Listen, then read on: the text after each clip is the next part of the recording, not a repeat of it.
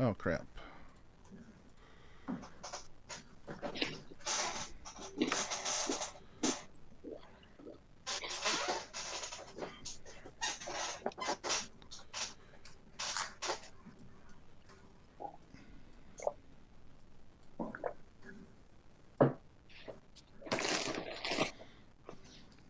Let's see. Are we live? Are we live? Are we live? I think we're live. Yes, we are live. Hello, and welcome to this very special episode of the Sausage Factory, a Friday the 13th. Oh, goodness, what's going on here? Oh, no. Coronavirus. Yeah, I think the stream thing has got the coronavirus right now because I'm like cut in half right now. Hold on, let me check something real quick here. Did that fix it?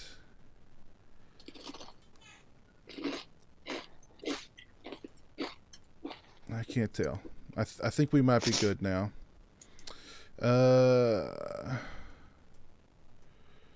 You look yes. good, Pips. Okay, we're good. Hello, and welcome to this special Friday the 13th edition of the Sausage Factory. I am your moderator, Pizzelle. Joining me tonight, we've got Christian. What's up, Christian? How you doing, buddy?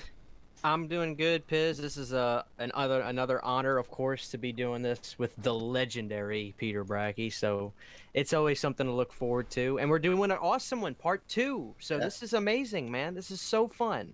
Mm-hmm. Yeah, absolutely. Absolutely. With me tonight also is Eric. What's up, Eric? Hey, guys. How are you? Good. How you doing, man? I'm doing great. Good. Well, I'm doing as good as anybody. Also with me tonight. Oh, my goodness. B-Movie Mike has just joined. Hey, now it's a show. What's up, guys? Can you hear me? Yeah, we can hear you, Mike. What's up, man? How you doing? Cool. Oh, man, doing great. Everything's awesome. Well, hey, man, it's good to see you. It's been a while. I'm glad you could return on this very special night. We've had everybody keeps asking about you, and so it's good to see you. The timing could not be better. Could not be better. Be back. Yeah, it's great to see you, man. Great to see you.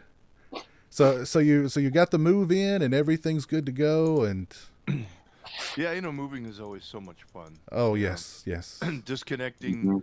And then reconnecting and having all the drama in between. So, yep, it's finally behind me, and it feels pretty good. Good. That's awesome. Well, it's good to have you back, man. It's good to see you. Also with me tonight is Gibbs, the obsoletionist. What's up, man? How are you? Doing well. How are you, sir? Very good. Doing very good. Thank you for joining us. Let's see. Stingray, are you here? What about Riho? Riho, are you here? I'll take that as a no. What about Lauren? Lauren, are you still here? There's Lauren. I am still here. I'm just trying to work out a technical difficulty. Okay, cool. All right. And looks like Stone has joined us. Stone, what's up, man? Good evening, guys. Good evening. Yeah, staying healthy up here in New York. Wearing gloves, wearing masks, doing the whole bit. There you go. Just make sure you got plenty of toilet paper. Yeah. Apparently that's the cure for the virus. Just eat toilet paper. That's the cure, I think. I was going to say, because everywhere I went today, they were completely out of toilet paper. Is this the shit apocalypse? Did I miss the headline? But I was thinking, Dead Pit's having a show on Facebook tonight. They're going to do some auctions. I thought we could join in on the spirit. I got one of these puppies right here, $500 a roll. All right, rolled gold right here, ladies and gentlemen. Let's start the bid at $500. Hey, there you go. Hey, hold on. I've got one of these. Okay, it's been been blessed by a Catholic priest. It's been blessed by just every order. It's been blessed by. $5,000. It's guaranteed to protect That's you. A steal. I'm gonna have to up my game. 500 seems kind of low for one of these, considering But and of course, our special guest tonight, the author of the book Crystal Lake Memories, the world's foremost authority in all things Friday the 13th, Peter M. Bracke. How you doing, man? I'm really good. How are you guys doing? Thank Good, you for man. having me on this holiest of holy days. Exactly, yes. We're all here to celebrate the birth of Jason. Jason's Yes. birthday. Jason Christ. There you go. Exactly. There you go. But it's all. Alive, so there you go. Yeah, it's always a pleasure to have you with us for a Friday the 13th live commentary, and we appreciate you taking the time out. I'm excited. This is probably my favorite one, so we're watching tonight. Very wow. cool. Oh. Oh, yeah. That was gonna be my cool. first question of the night, Peter. Yeah. Yeah. I wanted to know what your favorite one was, but I had a feeling it was too. Yeah, it kind of oscillates with, the early ones, but, some days you're more in the mood for one over the other. But yeah, I think if someone asked me, I would say part two. It's because of Muffin, right? It is. It is, yeah. Oh, I thought you liked the hot dogs. Oh, yeah. The hot dogs. Oh man. Oh, goodness gracious. Yeah. Well, See, we were doing 2 tonight because over the years it's become my go-to. Yeah. I think it's the only sequel that really captures, the cinematography and the feel and everything that the first one had. I think it's the only what I would consider to be true sequel, because they all kind of take their own path after this one. But this one really kind of replicates everything about the first one that I love so much. So, yeah, I got to go with 2. Yeah. Hell yeah. Yeah, definitely cannot go wrong with 2. I know we've only got Peter for a short time tonight, so let's go ahead and everybody get your copy of Friday the 13th Part 2 queued up. If you're going to watch with us, if you're going to watch with us at home, I'll give you guys a couple of minutes to get your copy of the film queued up. And I'll give some shout outs here to everybody who is tuned in tonight. We've got Awesome 50, Jess Graham, Barbecue Network, Movie Man 95. We've got Simon Morris, Joe Bob Tarheel, my buddy Nico Santiago, our old buddy Chris, Crystal Lake Counselor 1977 is in the chat. Let's see. We've got Horror Ghoul all the way up in Canada. Hey, Ghoul, how you doing tonight? DJ Donnelly. Who else have we got? Concrete Special. Happy Friday the 13th to you. My buddy Dave Vanderhoff is in the chat. Happy Friday the 13th. Devin Dungan, hello. So, yeah, we've got a pretty lively chat already tonight. Well, I apologize. I'm having trouble with my streaming copy, so I have to restart. So it's going to take me like 1 or 2 minutes to see what's up. Okay. Coronavirus in my man. Not a problem. Not a problem at all. Let's see who else is. My buddy Manny Gatillo has just joined. How you doing, Simon Morris? Hello, Mr. McNugget. How you doing out there? Happy Friday the 13th. Jess Graham, you didn't go to work. Are you telling me you skipped out of work just to be here with us? Is that what you're saying?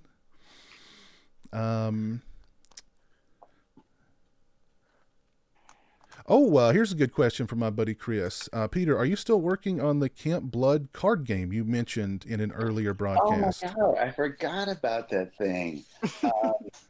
Yeah, we started working on it. It was kind of fun. We were playing around with it, and a couple other projects came up. So unfortunately, it kind of backburnered. I should thank you for reminding me. I forgot all about it. Wow. Yeah. Good job, Chris. Yeah. The problem was started making up rules, and it's really hard to do something that doesn't copy another card game.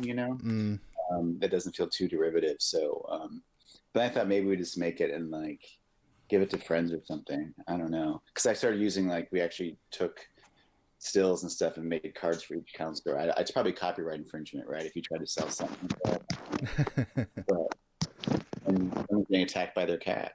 I love it. But Chris had asked me that the other day in an email, and I was like, I totally forgot about that too. Yeah. Oh shit. So I was like, wow. Hopefully the new project coming up that you guys will hear about soon in a few months or maybe sooner it'll be understandable. I forgot about that. So yeah. I don't pay too much about it, but Isabel knows. Peter is one of the hardest working men on the planet. I think he's producing extras for Blu-rays. He's producing the Heart of Darkness, Jason Goes to Hell documentary. He's writing a new book. He's doing some other Friday stuff. Yeah, he's out there trying to cure the coronavirus. I mean, good God, he's just He's up to his elbows, yeah. He's starting a toilet paper company as well. I would retire on that if I do that. That's it. Crystal Lake toilet paper. It'll tear your ass apart. No, that would be Hellraiser toilet paper. It'll tear your ass apart. I saw a clip earlier today. There was some one of the Middle Eastern late night shows. Apparently, was doing a comedy bit where they were interviewing COVID-19 or coronavirus, whatever. Mm-hmm. And it was basically a dude dressed up like Pinhead. I saw a brief clip, and I thought it was kind of funny. I didn't understand what they were saying, but it was funny. That is pretty funny. Yeah. People here in LA, it's starting to get kind of crazy. I went to Ralph's, the grocery store, and people are fighting, pushing each other. I mean, I literally saw people go into other people's carts and steal their food. It's just really people. Wow. It's not the end of the world. I mean, not to downplay it, but but food's still gonna. Yeah, this isn't Armageddon. It's not zombie apocalypse. But the H1N1 10 years ago was much worse as far as strain goes. And I don't remember any panic whatsoever. It took 6 months to get a state of emergency out of the government. Mm-hmm. There were no shutdowns, no travel bans, but yet 60 million people got sick, 120,000 in the hospital, and over 12,000 died. But there was no panic. This thing is much less than that, and people are freaking out like it's the end of the world, like The Stand is coming true or something. Mm-hmm. It's like, chill the fuck out, man. Damn. Mm-hmm. Yeah, it's a virus. Prevention should be taken seriously. I'm not downplaying that part, but the reaction is just a bit much. Yeah. It is definitely. So, Piz, I got my copy to work. So. You got your copy to okay. Well, I see Raiho and Stingray have joined us. Raiho, how you doing, buddy? Doing all right. Sorry I was late there.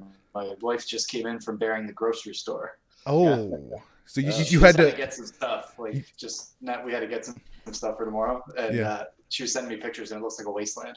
It's crazy. Yeah. I thought you were going to say that your wife came in, you had to dress her wounds. Yeah, I know. I feel like the way Raiho is framed, knuckles, so it's all good. The way Raiho is framed by his camera, doesn't he look like he's giving an interview for Big Brother? I don't know. It just I was the watching lighting and last night, actually. I totally get that reference. And Jada Stingray's here. What's up, Stingray? How you doing, man? What's up? Glad to be here, guys. Good. Yeah. Happy Friday the 13th. Glad to see you again, Peter. Yeah, you too. Yeah. He's got the old school. Hey. Yeah, I don't have a DVD player in my office. So. You know what? Actually, Blu-ray player. Sorry. I brought this thinking I only had a DVD player on my laptop, and I didn't, so I'm streaming it. Very cool. Did you guys see Kevin Bacon's tweet today? I did. No. That was pretty Cool. What did he say?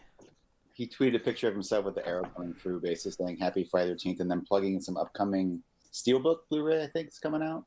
Yeah. Oh, that's cool. Yeah, I mean, it's cool to see him, reporting it and all that. Yeah, that's very cool. Yeah. That's very Acting cool. like it exists. Yeah. But Raiho, Stingray, we're getting ready to start the thing. If you've got your I'm all set. Yeah. Okay, cool. All right, we've got 44 people watching right now. If you guys could drop a like on the stream, it would be very much appreciated. All right, so I'm going to count down from 3, and then we'll get the ball rolling here with Friday the 13th, Part 2.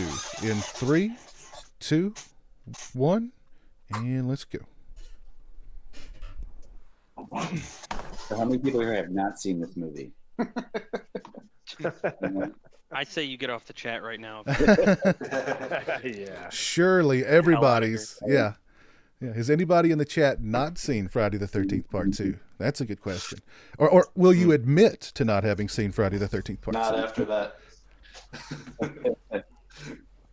I think my favorite thing about Friday the 13th Part 2, which is frankly I think my favorite thing about a lot of the horror movies of, or maybe the major franchises of that early 80s period, is the sense of continuity and the way they would sometimes end the movie, or I'm sorry, start a movie right where the last one ended. And this one doesn't do that exactly, but there's such a strong connection to the end of the first movie. Mm-hmm. And they give you a timeline. This is only a couple months after the first one. They sort of recap the events. Halloween did that very literally. Halloween 2 is just part of the same night. What happens next? Friday the 13th Part 3 picks up like literally right at the end of this movie. There's something about that I just really always liked, and I wish movies today would do more of that, like when they do sequels. Yeah. Was this the first? Because this came out before Halloween 2. Halloween 2 was in October. That's right, because this would have been 80, right? So yeah, this would have been before that. Yeah. Yeah. Was this the first movie to do this kind of thing, where they recap the last movie? I can't think of another Slash movie before this. It might have been, actually. Yeah. Yeah. Well, there really weren't a lot of franchises, period, at this time. Mm-hmm. Yeah. Good point. Yeah. I guess Dawn of the Dead would be the only horror sequel at that time as well, right? Yeah. Pretty much. There had been, of course, in the from the 30s through the 50s. There had been, but it wasn't on the landscape really. But the other thing you got to remember is the reason we get these long kind of flashback sequences because there was no home video and it hadn't hit regular television yet. So realistically, people had seen this film, the previous film, 11 months earlier. They just wanted to make sure you knew who everyone was. They paid to bring Adrienne King back, make sure people realize who she is. And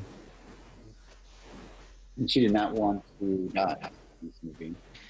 That's such a, Lauren, it's an important point. Like, logistically, I think the people, like, kids today, but, movies are, like, out on digital, like, a month after they've been in the theaters. I don't think, I don't think people quite have context for that. Like, if you didn't live back then, to know that there was such a long gap between theater and video or DVD or whatever.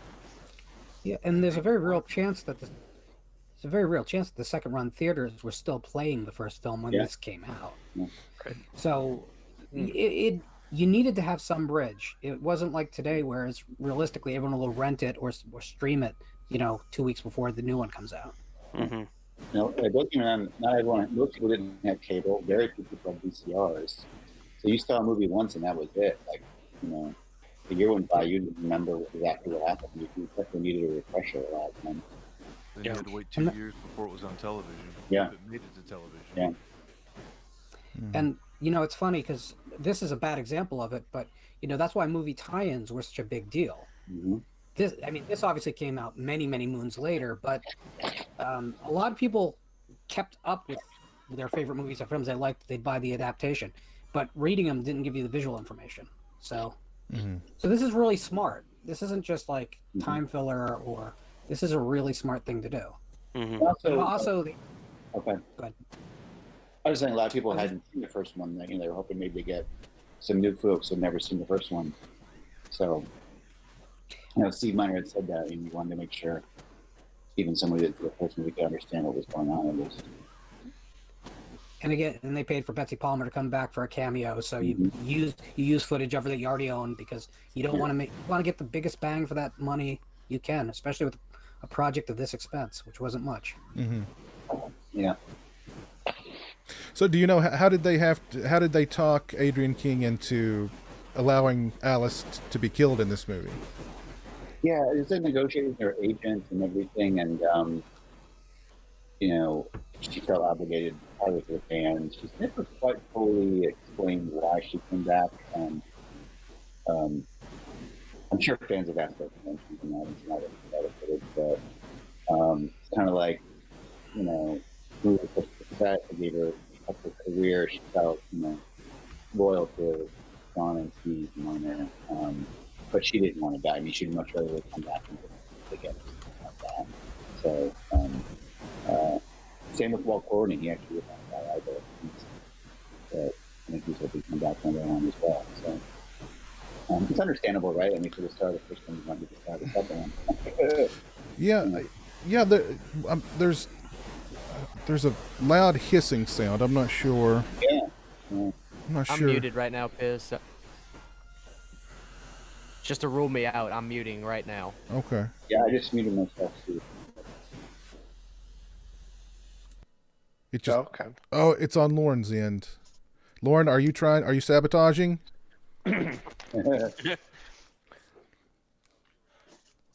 Lauren is our Jason tonight. He's gonna Lauren, commentary. He's the secret Jason. The secret Jason. He's the secret Jason.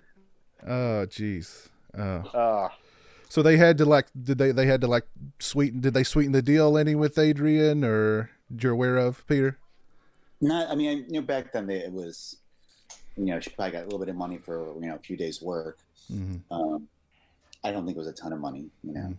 Now, was this during the time that she was dealing with a stalker too?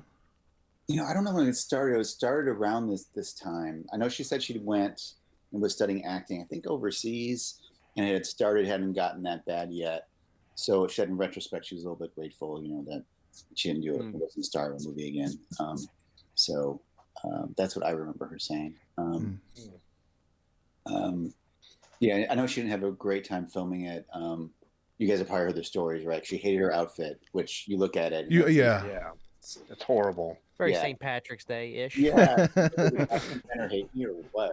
But she said some people asked her if she was pregnant, and that's why she was wearing an outfit. Oh, she's trying to hide a baby bump. Yeah, exactly. Yeah. And then the second thing was the retractable ice pick didn't retract, and she got hurt making the scene. Yeah, yeah, and it didn't pop. So yeah.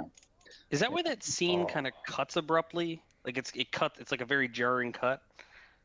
Well, it did eventually work. They did another take, but the first take it just went like bounced off. Okay. He was going in thinking it was going to retract, so it probably hurt. Yeah. So Peter, there's a lot of injuries on this movie, then, huh? Yeah, that's right. Yeah, there are. Yeah. Oh, they had insurance. Warrington Gillette, of course, and then poor Steve Dash with we'll talk about it later with the finger. Oh yeah. Right. I want to know is how did Jason find her, and how do you learn how to use the phone? Did you call collect or what? he had a cell phone, Peter. Come on. Yeah, there you go. Well, I mean, maybe it wasn't him calling, but I guess we always assume, right? It's him calling her, I guess. Yeah. It is sort of an uncharacteristic sort of move there. Yeah. Like that, he doesn't really do that in any other. No. Well, I mean, well, yeah, they were still. I don't think they still really understood who Jason was at this point, really. Yeah. Most of the people involved with the first one thought it was a dumb idea to even have him in the movie. Yeah. They didn't know what to do with him. Maybe I'm just a fanboy, but I actually think the way that they handle it in this movie is, I don't know, they sort of explain it. Like, I'm willing to suspend my sort of disbelief. I sort of buy their explanation, just sort of like their explanation in the backstory. And because it's just them theorizing, like, it's not like the movie ever says, like, no, this is true. It's kind of just like Paul and Ginny and the geeky guy at the bar are kind of like, well, maybe this is what it is. Yeah. But they don't ever say it for sure. And that's kind of what we just buy as what happened. Yeah. I've always thought this sequence was really well done, though, because I mean, it's got its own kind of pace, and the camera's following her around a lot, and they do a really good job of building suspense here. I think it's really well done. Right at the end of filming, so because they didn't have her locked in right away, so this is the only thing left was a couple other small things, but yeah, this is you can tell that Steve Miner had the Steadicam by this point because all the cool tracking shots and stuff.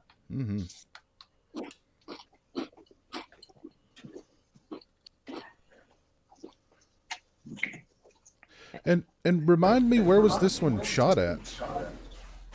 Connecticut. Connecticut. Yeah.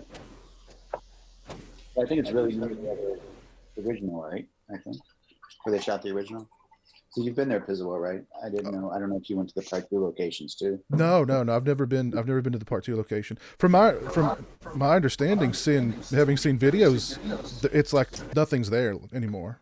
Yeah, I think the only thing is the scene later when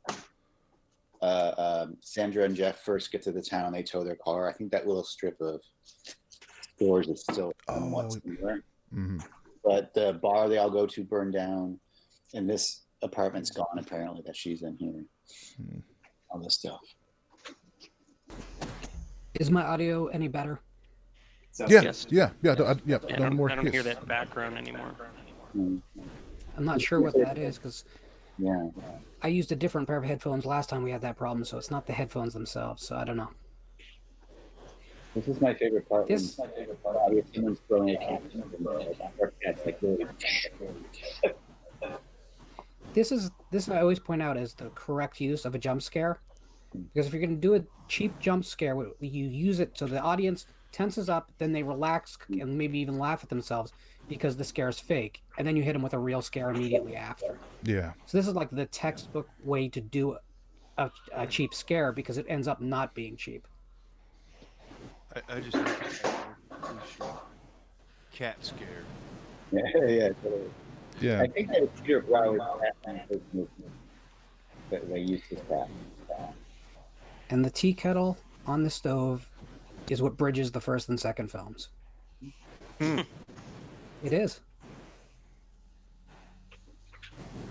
Because she starts the thing toward the end of the first film, but she never takes it off.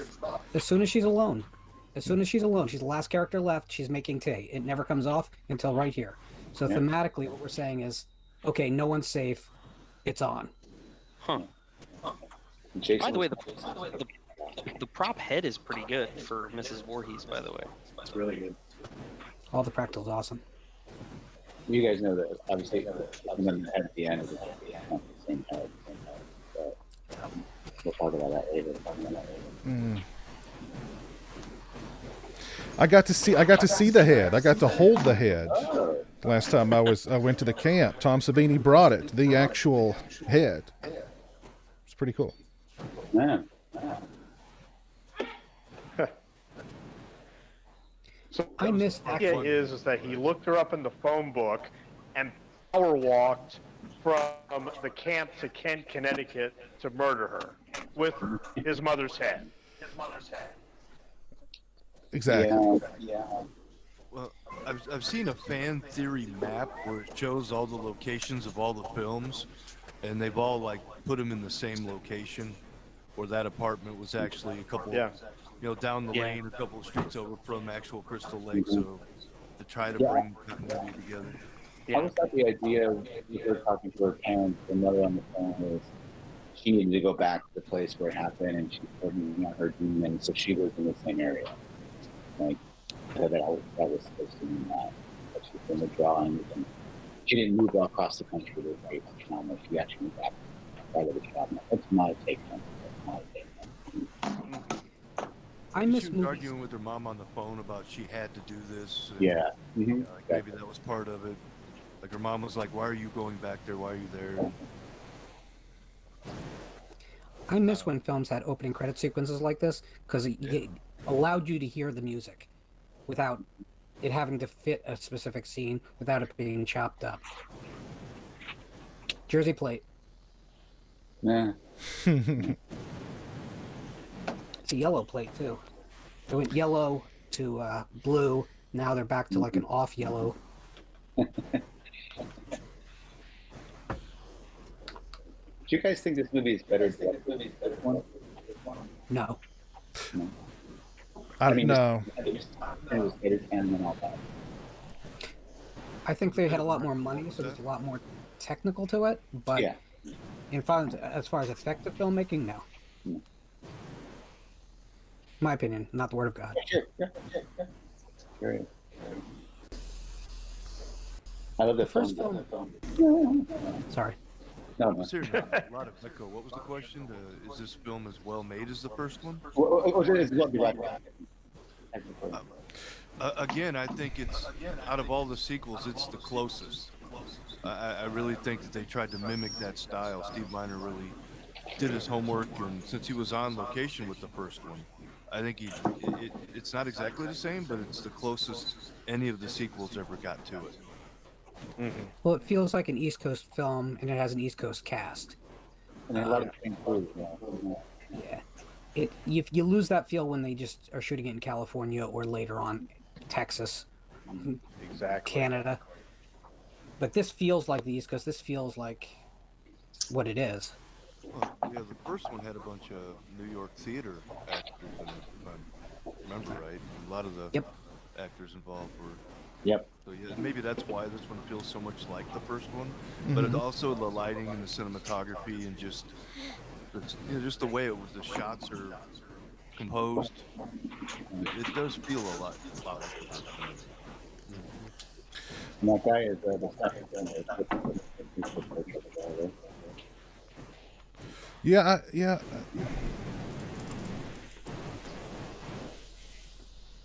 Lauren, can you mute for a second?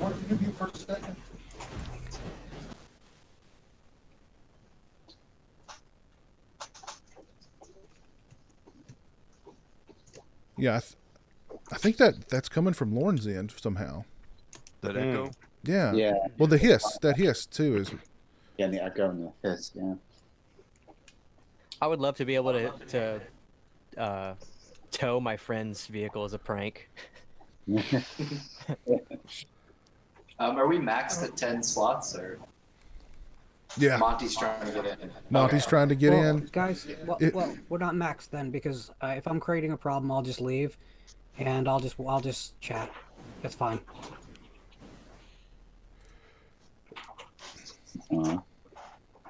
Coronavirus claimed another one. It's infected his Yeah. internet. I'm not sure, but yeah. I should talk about those things. Yeah.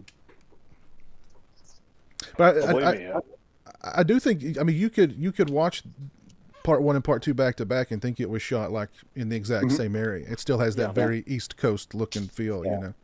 Yeah, they're very close together. Well, one thing that was interesting too is Peter Stein, the DP, was saying they use a lot of the same equipment, the same film stock, because it was based in the same area, which does make a difference. You know, a lot of the same lighting. You know, it was really, it was only a few, because literally they started shooting this movie in October of 1980, only a few months after the first movie. So literally it is almost made back to back, because like when they went to the West Coast for 3, like they shot 2, 3, 5, totally different equipment, stuff like that, different EPs. So, you know, it's definitely, you know, and the DP actually was the first movie. Yeah. Where was this movie shot? Connecticut, mostly. In Connecticut, yeah. I've been to Kent, Connecticut.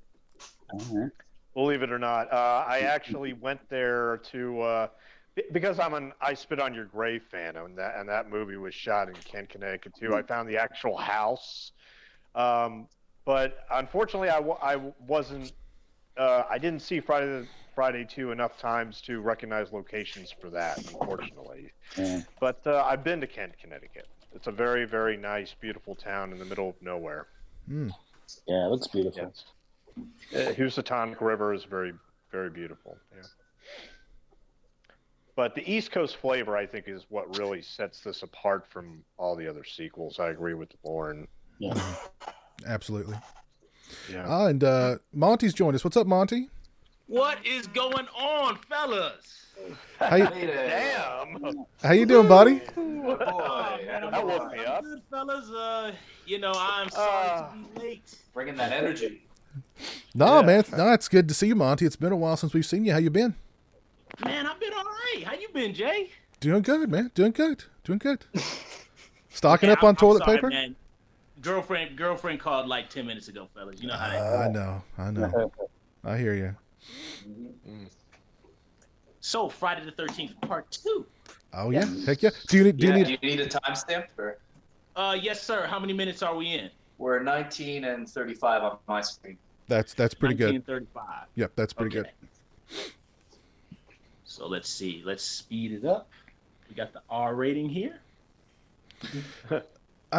I do recall thinking, like, one of the first times I watched this movie, when I saw like just how many people were here at the camp, I was thinking like, man, Jason's gonna have his hands full. This is gonna be like a huge body count movie here, you know. And half of them leave. And then half of them leave, yeah. Could you imagine being one of the ones that went to the bar and like you come back drunk and you crawl in bed and like it's, you know, a dead body and you're like, what the hell? Well, it's funny because it ties in the whole idea of Friday the 13th. Like, it's just luck. They just, you know, so yeah. they just sit home. Bizarre. Yep. So, like, yeah, the one time being an alcoholic can save your life. Yeah, there you go. I know, you know. We're looking at you, Stu. Yeah. We're looking at you. You know, Stu Charno was the guy without a girlfriend. He was the gawky guy, you know, but he was the lucky. lizard guy. Yep. He was the lucky guy, you know. He loved his beer. Beer saved his life. That sure did. There's Crazy Ralph. Last laugh. Cheers to Stu. Stu, exactly. Is Crazy Ralph watching them as the blonde guys talking to the kids? Yeah, you're caught up. Yeah. You're caught up. Yeah, he was watching Jenny come into camp. Okay. He's pulling up now. Yeah, her car's sputtering. Oh yeah. Okay, with the bug. Yeah. You're right There on. we go. One thing that always kind of surprises me when I watch one of these Friday the 13th movies that has a map in the game Friday the 13th is how it's like the exact same thing, just the little things, you know, like it's they did such a good job I recreating love those. the map on this too. It's been forever since I played that game, but my favorite map is always Pack and Act. Pack and Act's my favorite too. Yeah, I just always enjoyed that one the best. You're right, like it's eerie when you watch the movie. Yeah. After you play it and you see how it links up. Mm-hmm. Yeah. I should play that game again soon. I sort of like this one because we've commented on this. I think when you guys did the big Friday the 13th marathon, you commented about how it's always like the vulnerable kids out alone, away from like adult influences. I sort of like how these are adults. Like they're not really just a pack of brainless kids. Mm-hmm. I mean, I think some of them are younger, but like Paul's a dude. You know, Ginny's like a teacher or child psychologist, whatever she is. You know, it just, I don't know. It just kind of lends itself something to the story that's different from the other movies in the way that like we can relate to the characters. Mm-hmm. Yeah, because it's interesting because even part 3, they're really not that young. I don't think they're in high school anymore. Certainly, no. They're all, they definitely seem like they're adults. Yeah, like Paul, definitely. I was just curious. The gentleman Rick in part 3, how old is he? Because I watched that film the other day and I was like, this guy's got to be like our age. He's like 40. Yeah. Some people just always look old, you know. Yeah. How old was he? How old was he at that time when he shot that film? Early 20s, I think. Really? Yeah, I was gonna say I watched some short films with him in the last decade, and he's not that old. Yeah. Yeah. Wow. And kids aged harder back then, Monty. Yeah, the stress level was harder. Yeah. Fulfill our I needs. don't know, man. They didn't have Corona. Yeah, true. Stress level. Oh my God.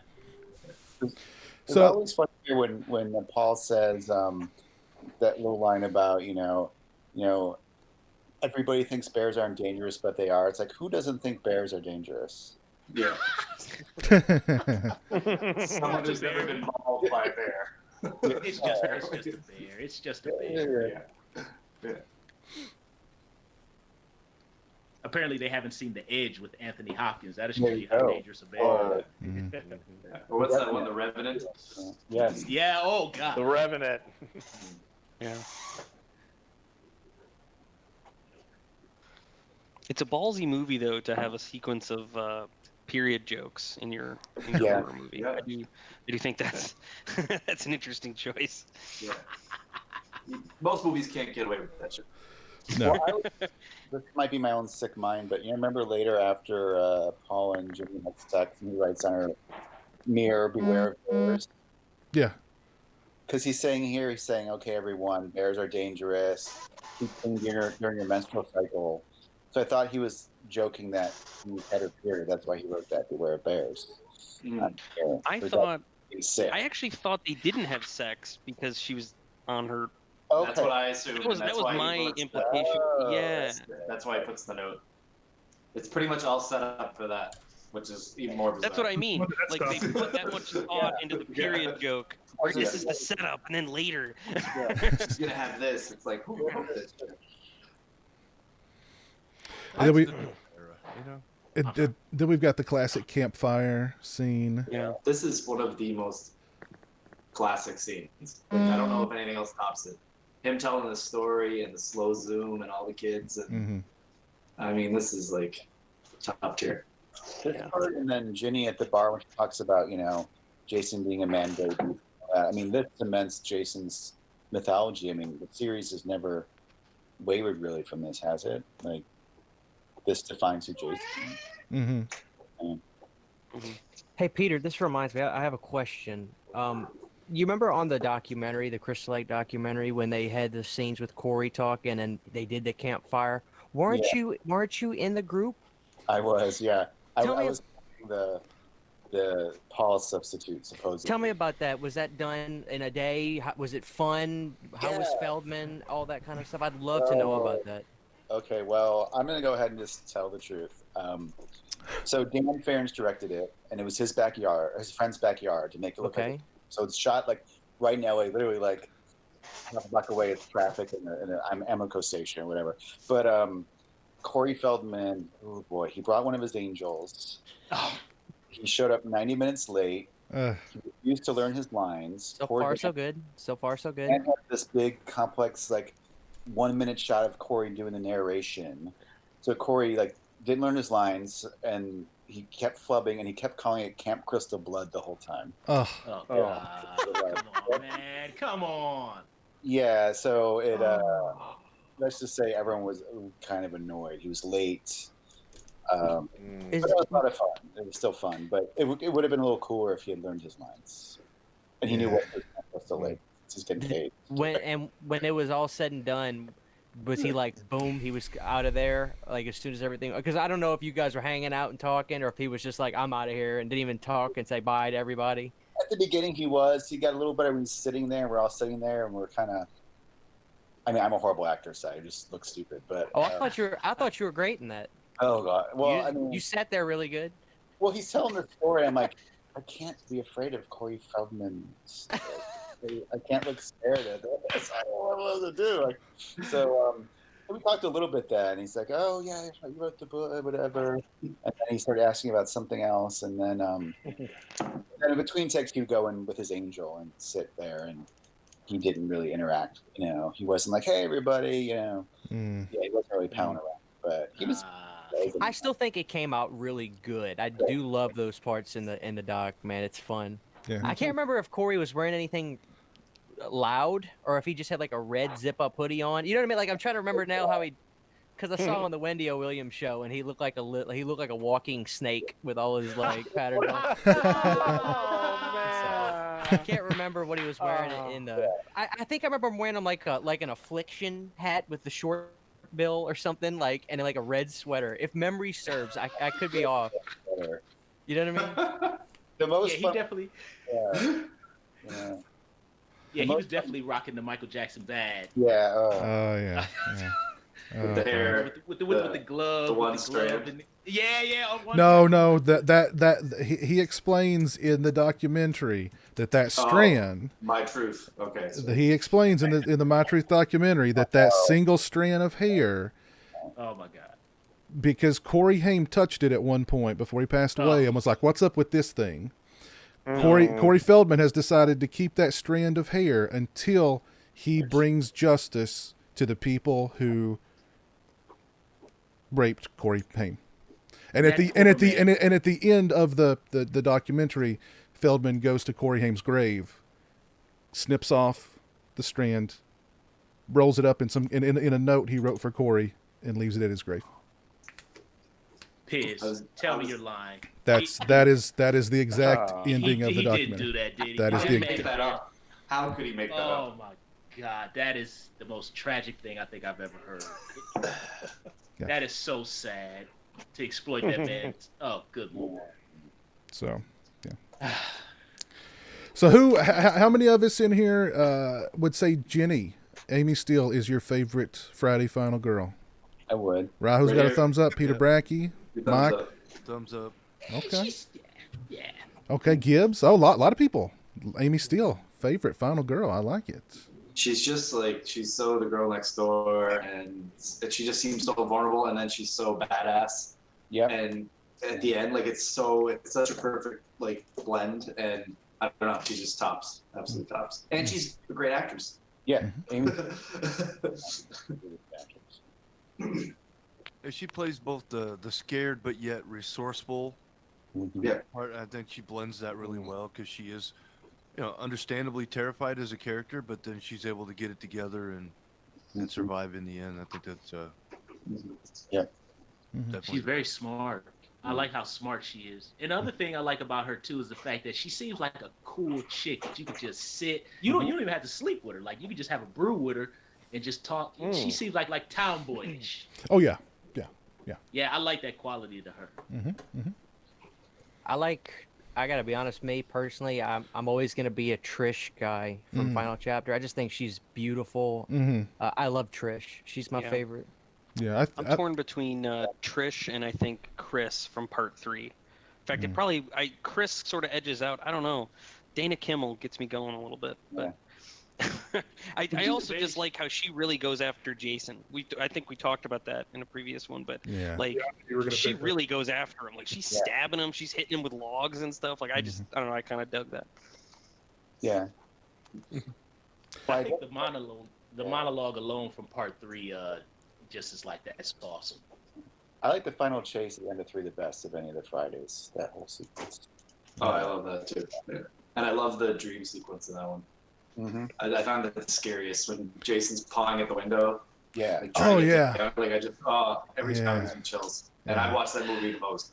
That's my favorite. But Well, there goes Ralph. Yep. Goodbye, Ralph. R.I.P.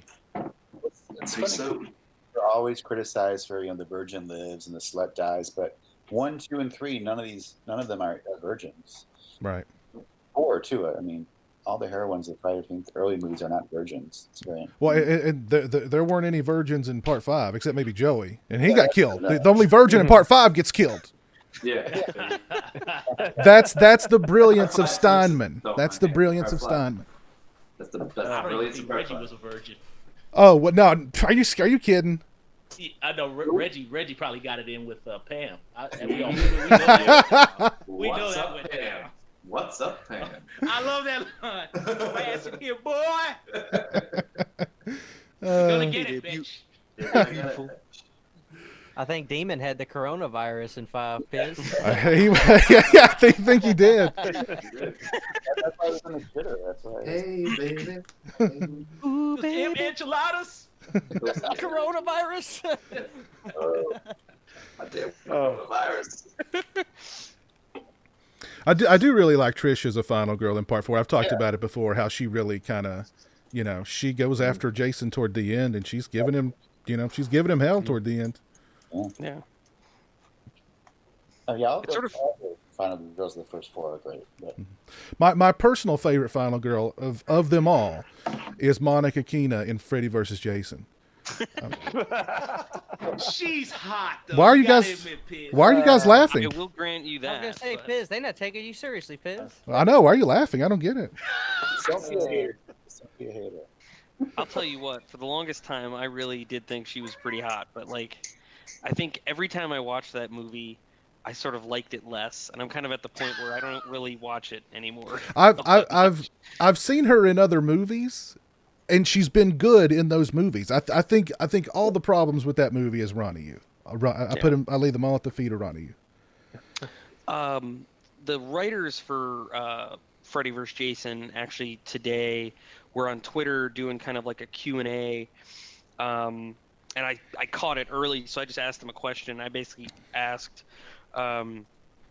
they've said in the past that the movie basically plays to me like a Nightmare on Elm Street movie with Jason as a guest star. And I just sort of asked what changes or what things happened that kind of influenced that. They dodged it a little bit. They said there were sort of too many things to name, but they just sort of said that it's funny because they've heard from some fans who say they think it's the other way around, which no. I don't know. I saw that as it was happening, Eric. I was actually on Twitter, and I was like, "Ooh, Matrix dodge," because they just I've never heard anyone say that. I mean, I guess they hear it. They wouldn't just make it up, but I think I love those guys. I follow them all the time. They're great, but they put out good content. Yeah. I think their excuse was Jason really gets all the kills in that movie.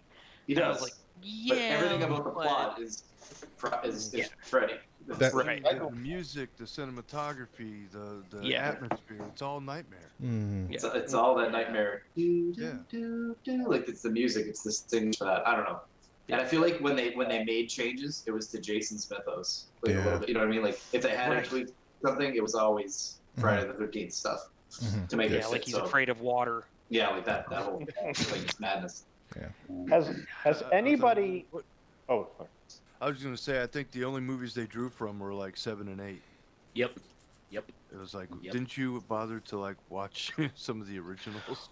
Well, no, I think I see. The thing is I actually think they did write like their script and their original treatments. I think were probably, and one of, you're listening to me. I don't know, Peter, you say, but what I've heard is that their original take was a little bit more blended and holistic, and that some of the New Line people kind of shifted it back in Freddy's direction.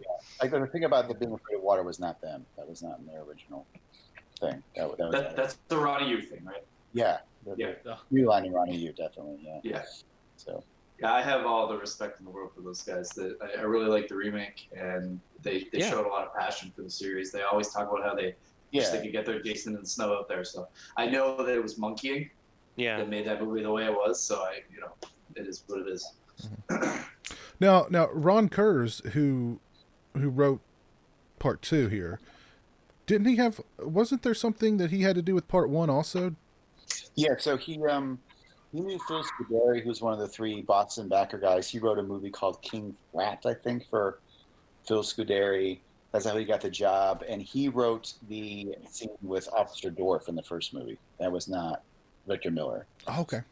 Yes, and he claims he contributed to Jason coming out of the water at the end, but everybody claims they had a hand in that. Right, right, yeah. Yeah. It's like everybody claims that they brought they're responsible for the hockey mask in part 3. Yeah, exactly. Yeah. And Ron Kurz also wrote Eyes of a Stranger under a pseudonym. Is that correct, Mr. Bracke? Oh, is that true? I didn't know that. That's what I read very recently. And in your book, which I just read over the holidays, I think Sean S. Cunningham mentions it as A Stranger is Watching. But the actual title is Eyes of a Stranger, which is one of the other 3 Georgetown production movies. Yes. That's interesting. By the way, this whole sequence with Jeff and Sandra thinking they found Muffin dead, that was the first stuff to be shot in the movie. That was the very first stuff Steve Miner ever did his first day on set. I knew that.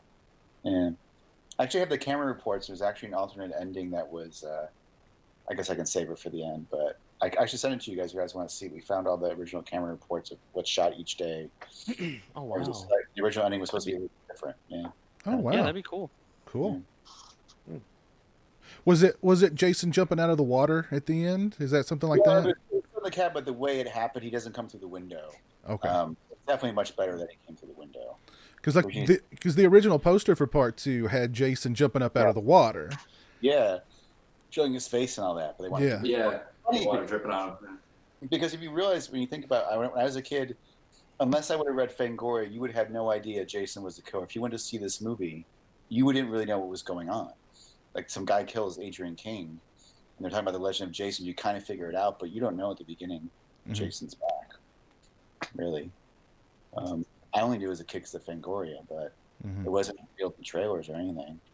So that's why they didn't want it in the poster, because they want people to and oh, there's this guy coming out of the water. It's going to be Jason. So.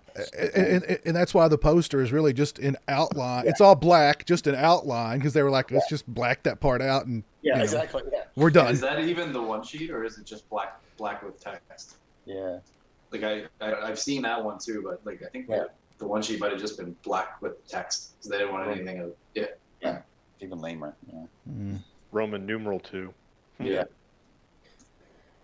I love that. Now I got a question. Oh, sorry. Go ahead. Oh no, I was gonna say I love that with Jason. I would say the one thing about 2 that I love, because when I was very little, I had seen 4 all the way up through 6, then I had to double back. But I remember I did not know that Jason had a bag on his head and he had the Oshkosh. And us old guys know that. But and he's got his little shed here. But I love the fact that he's just like a down and dirty, like he's basically like Ethel and Junior's like long distance relative or something like that. And I love it. I think that's the charm of this movie, is the fact that this is down and dirty, unpolished Jason. Well, also, do you guys feel like just the way he moves, like when Jenny comes in with the chainsaw, he's kind of afraid. Like he does seem like a frightened kid still. Like he's just getting used to the killing. He's never really killed before, so he doesn't go into it. Yeah, it's like his training. That's why I can believe the beginning where he goes and finds her, because he was a kid at the camp. He was slow, but he would have seen a phone before. He would have known how to use a phone, probably. I mean, I could see that. It's not that far fetched. I mean, Zombie is a different story. Yeah. Somebody in the chat earlier mentioned something about in the novelization of Friday 2, there's a chapter where you go inside the mind of Jason. If Lauren's still in the chat, is there any truth to that, Lauren? If you're still in the chat. Now, what were you going to say, Stone? You had a question? Yeah, I had a question. Has anybody ever speculated why Jason doesn't go and kill Jenny and her boyfriend after killing Crazy Ralph? Because I thought, okay, first film, it all takes place in one night. Why does he wait till the next morning to kill everybody else, you think? Well, my thought was always that he's too afraid of people in groups. He's going to go after them. Oh, okay. That makes sense. Yeah, that was my thought, because they all go away to the bar and everyone's left alone and breaking off, and he sets up traps with Scott and everything. So he's kind of has his cabin. I like his little house. Yeah. That's about what it would look like if I tried to build a house myself, kids. Look just like that. I like how he went out of the way to put in windows and shit. He's got a tarp up there, Piz. He's got to have his privacy. Come on. Well, yeah. Yeah. My favorite You part never know who's gonna pop by. Yeah. They should do a home and garden spread on his house. Yeah. I just like how the cop looks like he works at a hardware store instead of the police department. He looks like a plumber, doesn't he? Yeah, something. Like what is this guy gonna do? Like really? Do you really feel protected if this guy comes No, around? Like he'd probably have a heart attack. But where's his gun? Why is he not carrying a gun? He's got a gun. He just never gets it out. Yeah. Why is he not holding the gun in his hand? For God's I would sakes. never go into the creepy gap without arm. No way. Where's his radio? They had radios in the 80s. Like, why isn't he saying, "Oh, we got an 864 out here"? And we got 864. Like, what? Come on. I don't think he was expecting a homicidal maniac, just a couple of kids maybe smoking weed and having sex. Yeah. Was there necrophilia going on in there?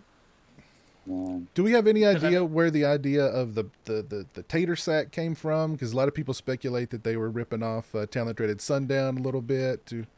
Do we know that? Yeah, I want to say it was Franklin. Somebody just kind of came up with the idea. Or no, it wasn't Frank. That's a good question. No, everyone complains about the bag, but no one. It's funny. Unlike the hockey mask, no one takes credit for coming up with the idea for the bag. So I think the bag's a good look. I mean, I think the bag's a good look. Yeah, some people like it better. I can never figure out if you're going to do a counselor training camp in Miller Woods. I mean, no offense, but would you have a guy in a wheelchair be there? How are you supposed to? Well, especially this lodge in particular is not made for that shit. No, really. I mean, pretty much once he gets off the porch, he ain't going nowhere. You know what I mean? Yeah. It's not handicap accessible. No, it's literally they must have just wanted that scene where he goes down the steps, so they wrote it in because it's look at him, the poor guy. He's stuck in the lodge. It's still kind of it's there still is a ramp there though. Yeah, there is. Yeah. Oh yeah. Well, they at least did that much for him, Yeah. How It's still. did they get to the second floor? They didn't think that far ahead, Monty. They didn't think that far ahead. He wasn't going to live to get to the second floor, Monty. Yeah. The sack was heavily influenced by the Zodiac Killer. Saw more of that kill. Well, I do love when he gets killed, and then Lauren Marie Taylor comes in, and she walks in, and she's like, "What's his name again? The guy in the wheelchair." Mark.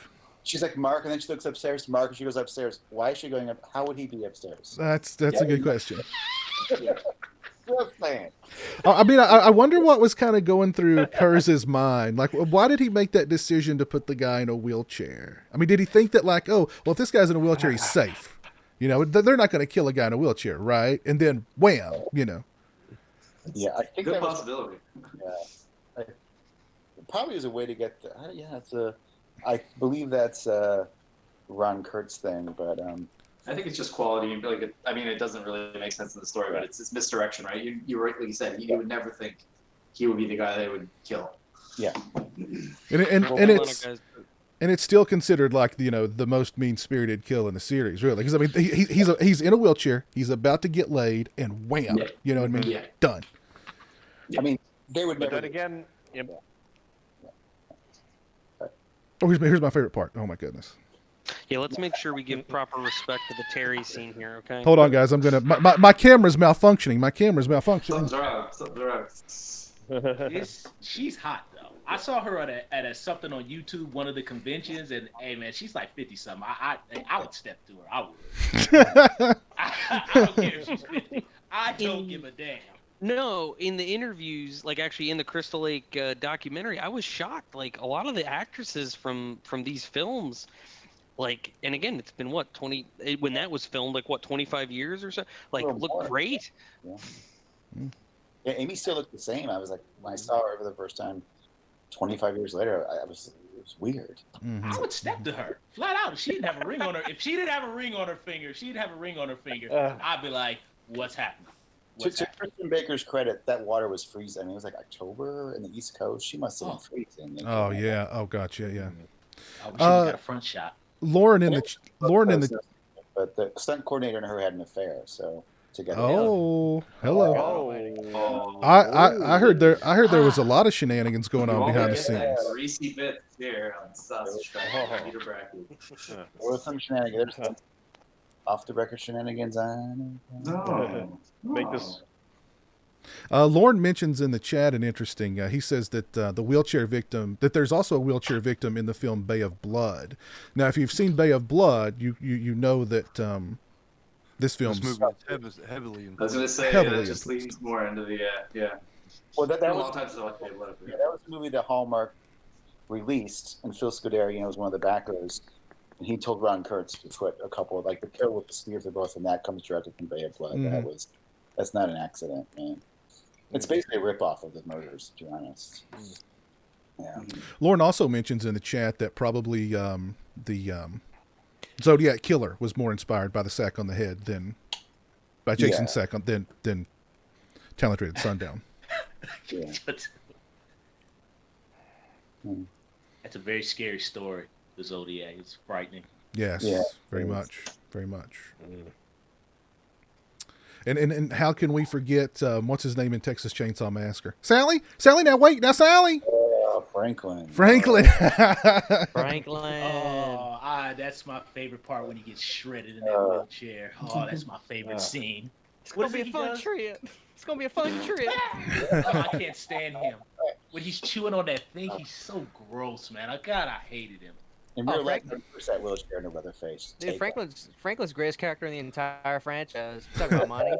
Oh yeah, look. Oh, he is. I love when they just leave him in that house with spiders, and they're like, "Look, we're gonna go get it in.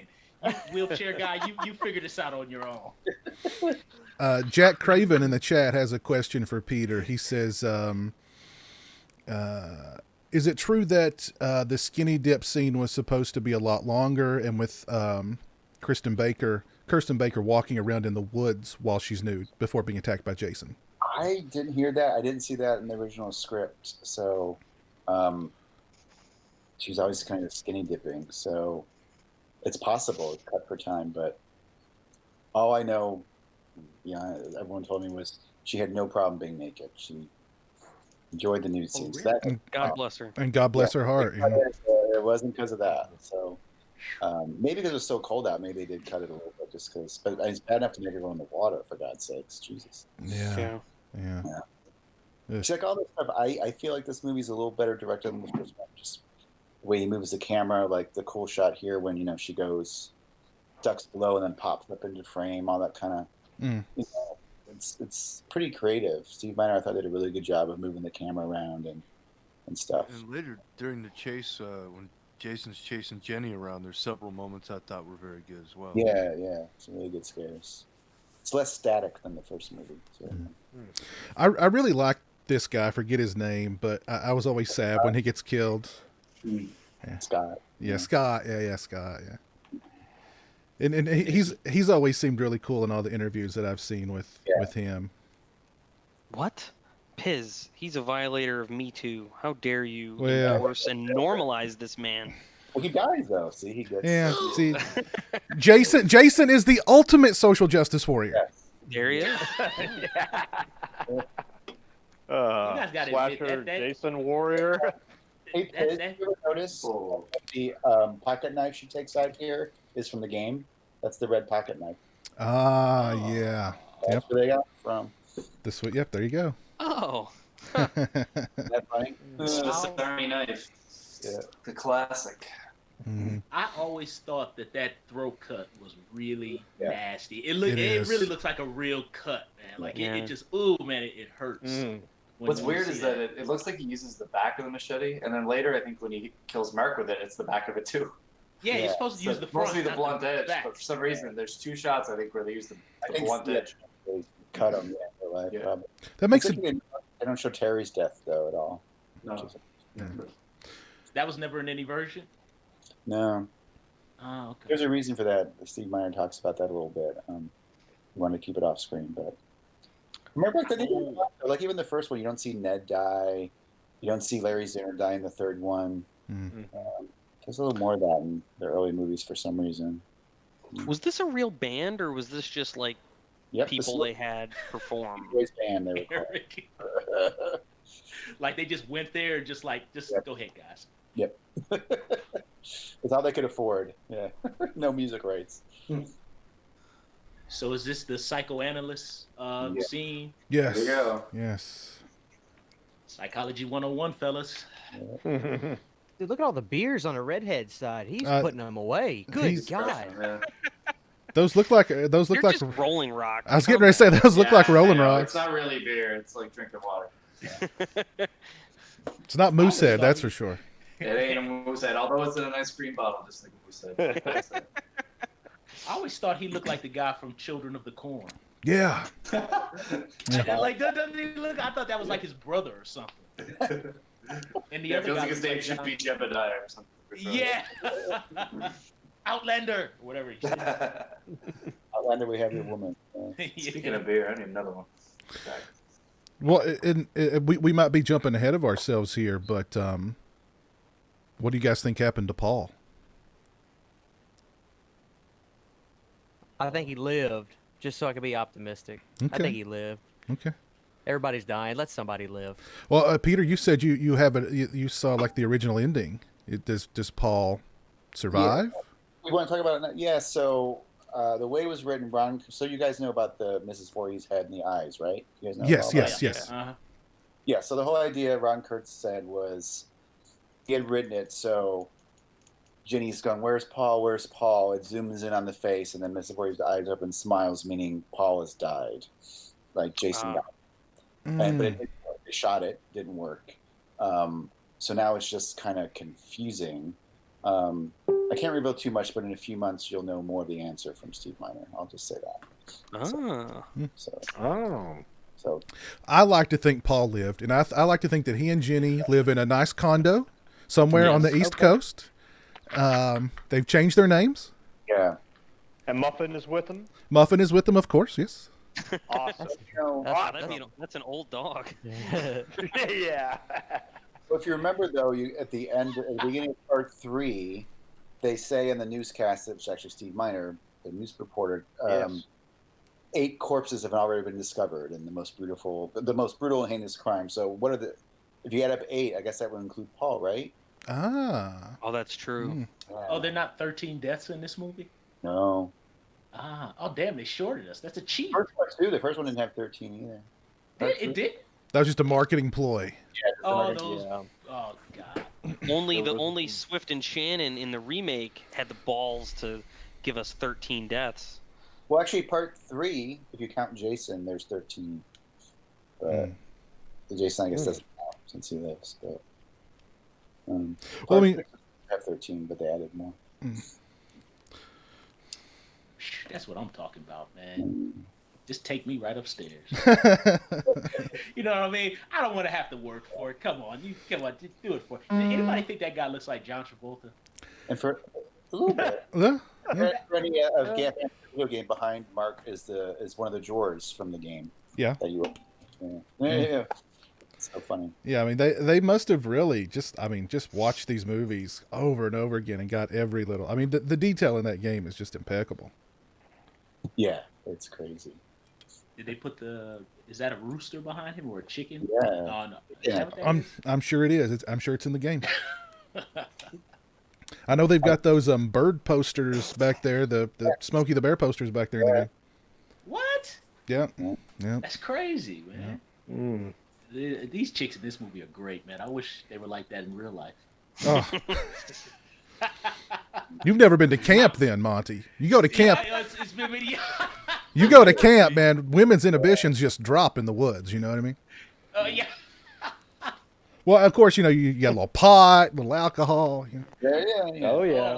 Oh man, goodness. Is 151 still around? I don't drink anymore. Does the 151 liquor, does that still exist? You mean like 151 proof? Yeah. Like you could like light a fire with it? Yeah. The stuff from I haven't had that shit since high school. Let's just put it that way. Man, let me tell you, I remember a buddy and I, we took that straight to the head when we were 19, and we thought we had it under control. And no my God. way, that'll mess you up. I've learned. Yeah. I'm an old man now. I'm there too. I can still remember drinking a burn from the. And these two here, I mean, you know, Mark and Sandra. I mean, they're just, you know, such sweet kids. You know. Yeah. You just feel bad for them. They both died such horrible deaths. I know. Yeah.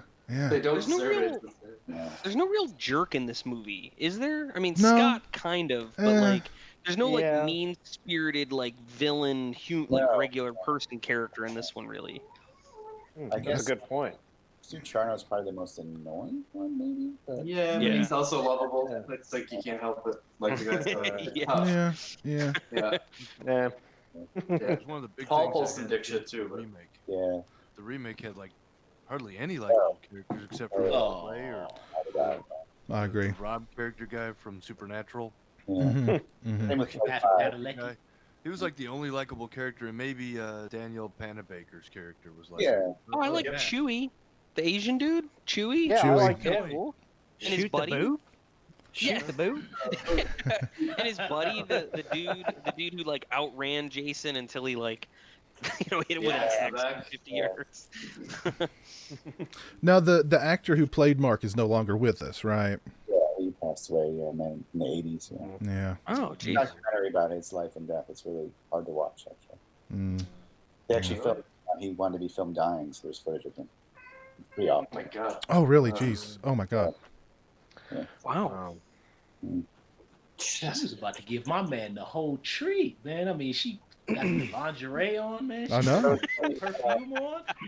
Hey, man, I've never seen a dude in a wheelchair with that much game. All he had to do was just sit there and be pitiful, and he got the whole thing. Here's what we got to do. We need to have another part 5 watch, but Monty needs to be part of it because he's gonna be going crazy the whole damn movie.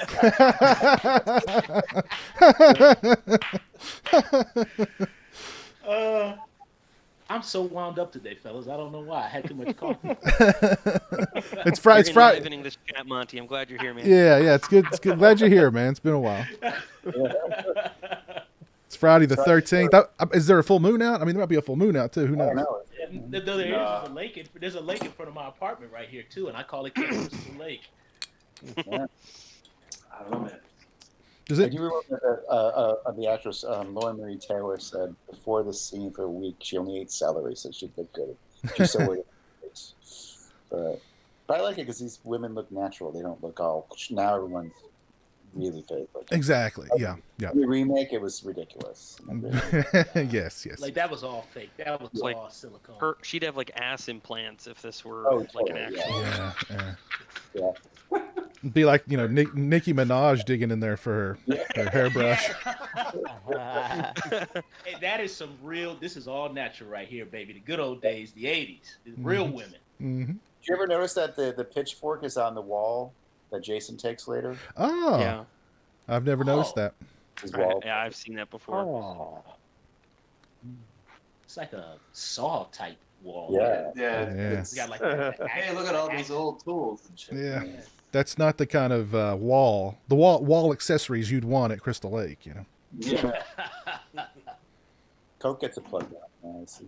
That's a Coke bottle. I think Cisco and Ebert talked about this, about his death, the guy in the wheelchair. Yeah. I thought that was so hysterical. They were like so offended. They even kill a man in a wheelchair. Like, really? Yeah. Oh, yeah. They were like disgusted. It's one of the best You interviews. can probably never get away with that now. Anyway. what is the kick of seeing something be punctured through someone, predominantly girls? Like, shut up. Yeah. They have no problem with Halloween, of course, which doesn't make any sense to me. 'Cause it's, But then they hated Halloween too. Like, Ooh, and there goes Mark. yeah. Like again, it's the back of the There he friggin' goes. Look at it! Look at it! There you go.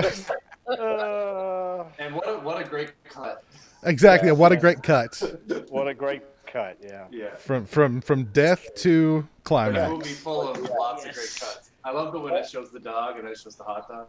That's Oh, probably yeah. my favorite. Check out the level of sweat. Man, she made him scream.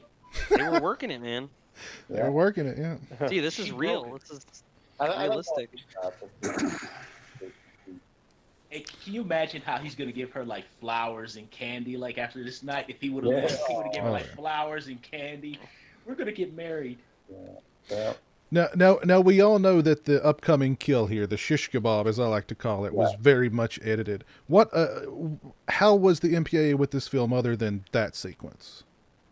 They had to go back 9 times. So Ooh. Steve Miner said, he's very blunt. He's like, they thought the first movie got away with too much. There was a lot of backlash. They were super hard on this movie. Everything just got cut. I mean, got butchered. So they're a little nicer on 3 and 4, but this one, yeah, the whole effect is gone. I mean, yeah. I mean, part 3 though, there's not a ton of gore in that movie. that's what I mean. There wasn't, Well, they were trying to set up all the effects 3D, right? But like that, I remember that, like you're kind of disappointed. You're like, whoa, what? Like part 3, each of the kills at least decent. Like, okay, I saw enough of it. This is just like it's gone. Like you watch it and you're like, oh, like I want an interview with the dude with the red shirt on here. Oh, Kicking it at the bar. That's the guy I want to hear from. That's I an know old. he's probably long dead, but like, That's an old school Playboy right there. but look, he was just there that night, right? They're at the club or whatever, and they're like, "Listen, dude, can you pull up to the bar here and we get a shot with you?" And he's like, "Okay." So and correct me if I'm wrong here, but what they cut out of the shish kebab is mostly her reaction and her trying to push him off of her, even though she's been pinned and she's trying to struggle and push his dead body off of her while she's dying, and then she just dies. Is that kind of it? Yeah, because so it started with Jason walks in. There's a long shot of the fake back, and then Jason puts a spear into the back, and then there's a close up of her. Well, first she's looking up like, "Oh my god," and then spear goes in the back, and you see the spear go in the guy's back in blood, and then they do a close up of her, like, get him off, and then they pull the spear out, and then blood would come out of the back, gurgle out of it, like. And damn. And then the last shot, it was so.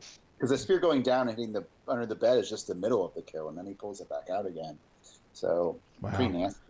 Yeah. In the chat, Jack Craven says that there was actually you could actually see the sex scene and there was nudity, but the actress was underage. Does that sound right? So I've heard that before. Oh, okay. Yeah, you see Bill Randolph's butt. I don't know if there's more of a. I don't know because she was under 18. I know that. Oh, okay. Interesting. Her mother had to sign a waiver to let her do the movie. What? But I don't know if there was. I don't think there was. Because he's on top of her, you never see her boobs. That's crazy. I didn't know she was underage. Now, could Paramount or the filmmakers have got in trouble if they found out that she was under? If they. Oh, no, her mother had to sign a waiver, let her go, so they knew it. Okay. It's just you can show nudity, like obviously someone under 18 can do a movie. So I don't think there was ever like a breast shot of her. I don't think. Yeah, the footage was always him on top and the fake back and her under the bed. Like never, Got it. I know of. I don't think there was another sex scene, but. Oh, okay. I don't know. I love the light closing on the door as he stands up in the frame. Mm-hmm. Yeah. I love that. I think this is like very effective here. And then that POV is just so good. Yeah, it's creepy that he's like laying in bed with a dead body waiting for someone. Yeah. Right.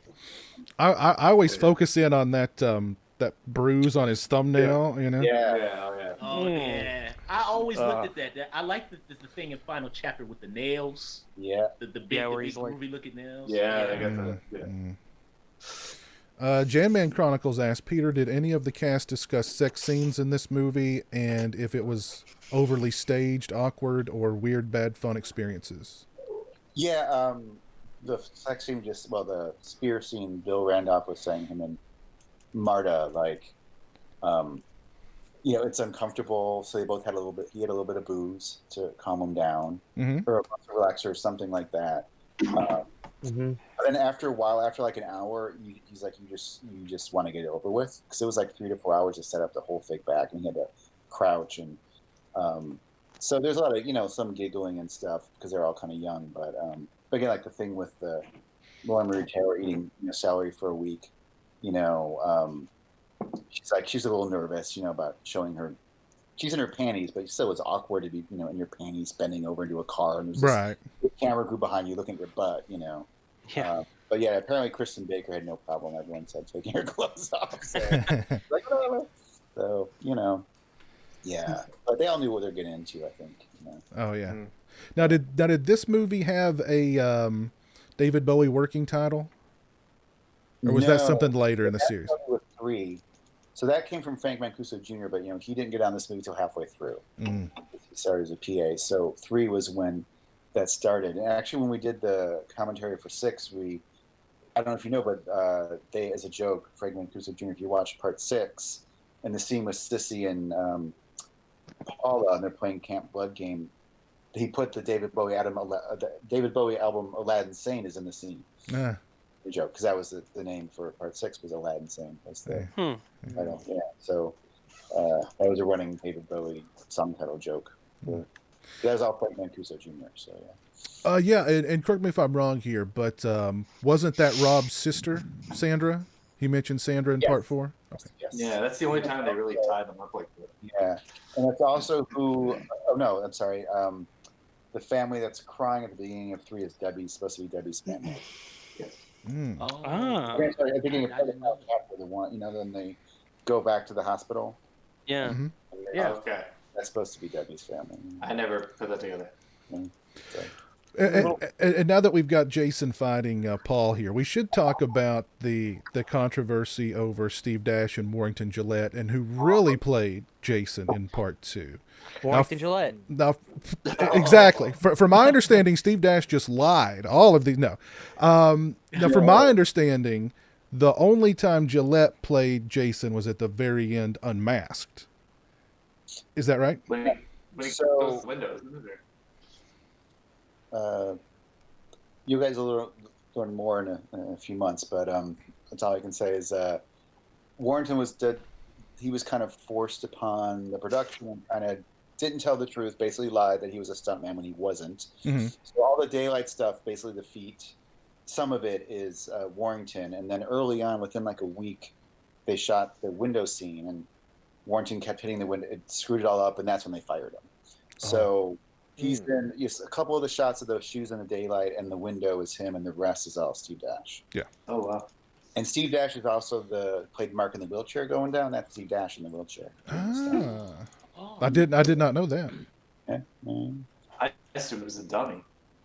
No. Did they need a real person to do that? It was really. Well, see, I'd awesome. I had never heard. I didn't hear that. I never heard that Warrington Gillette had been fired from part 2. See, I didn't know. Oh. That's the first I heard that. I thought he actually did at least that scene where Well, he went see, to the window. He did the window scene, but basically he started crying. Okay. And he couldn't do it, and so they had to shoot it 3 times. So that's when we can't use it. I mean, he can't do the rest of the stunts of the movie, So he was hired. Yeah, he was. Steve Dash was hired and got called by Cliff Cudney, and he was. They knew each other. Hey, come on, and do this movie. But part of the big reason for the controversy is because Warrington Gillette is credited as Jason. Well, yeah. I mean, for years, that's who I thought did it. Well, he was contracted. That's why Steve Daskowitz at the end is Jason's stunt double, because of the way the contracts work, SAG and stuff. He got it credit. But I think in later movies that use this footage, they do credit Steve Dash as being Jason. Yeah, they do. I think in part 4, right? It doesn't say Steve Dash. I'm pretty sure. Yeah. I'm not sure if it's 4 or 7, but I know whichever ones do show this footage, they always credit at the end Steve Dash as Jason from 2. But I think that yeah, we really knew this was such a big deal, so no one I think was going and counting which scene was who. They just person just typed in whoever did the credits was like, okay, that person's Jason in that movie. I'll stick their name in the credits. Yeah. I think Paul deserves some credit though for stepping up to Jason in this movie. Like I've always sort of appreciated like those characters that actually try to fight with Jason a bit. So like Paul wrestles around with him. What is it? Ali in part 3 kind of battles with him a little bit. You know, we all know what happens to oh god, I can't think of his name. Rob in part 4. Yeah. Like again, he has a very memorable sad death. But like I don't know, I always sort of thought like those sort of boyfriend characters that try and fight Jason deserve a little bit of credit. Yeah. So Peter, I have a question. So Warrington, is he the only one that actually had to put on the face makeup? Steve never put on the face makeup. No. Yeah, that's correct. Steve never wore the face makeup. It was Warrington. He couldn't really handle the experience, which was hard. He couldn't do the stunt, and then he kept hitting he hit the glass or the frame the first time because he didn't jump through the window right, and he started crying. So when he does go through the window, that's him like crying through the makeup, and he was in pain. And you know, he wasn't a stunt man. I mean, you can't do that kind of stuff when you're not a stunt man. So yeah, John Fury said he sucked, and so yeah, it wasn't. Well, did he? His family was rich from the East Coast, like, so everyone kind of said he's a little bit of a prima donna. John Fury looks like he doesn't play around, because I saw some footage on YouTube from a convention, and a fan made the mistake of asking him, "Did you and Amy still date for real?" And the look on his face was. I was like, "Whoa, bro! Why did you say that?" Like you should have just saw the way he looked at him. He was like, "Did you guys like date?" And John Fury just stared at him and was like, "No." I was like, "Wow, whoa, bro! You should ask that." You know, one thing I want to say too is about what I would have liked when they did the remake is if they would have added in these little '80s kind of aesthetic touches, like as far as the montages in the beginning of the movie and the flash of the white light in between the kills, or the really creative title sequences. I really wish they would have incorporated that. I mean, I know they didn't give a damn, but I wish they would have did that in the remake. Yeah. Peter, this is a random question, but I'm never going to get to ask it. Maybe, I don't know if I just won't remember to ask it next time or not, so I just want to ask this. And don't worry, it's nothing great. It's nothing crazy. I remember Steve Dash saying in interviews before, he goes, you know, they offered me the next movie and then the next movie, but I turned around. How would that have worked if Steve would have returned to 5? Was this pre-script, the offer, you think? Or what's the deal with that? Because you know he's... I know he was, offered 3, and he said no, but I had never heard... everyone else, Frank Mancuso Jr. said he wanted Ted White for 4. He never offered it to Steve. No, I'm sorry, Peter. If I said Steve, it's because my mind's thinking about this movie. Okay. I meant Ted White. He said he was offered 5, and I think even 6. How would that have worked? Was he offered that, you think, before a script even existed for a part 5, or because I'm trying to picture Ted White as Roy Burns? Yeah, I don't know if that's true, because him and Frank Mancuso did not get along. He took his name off the credits.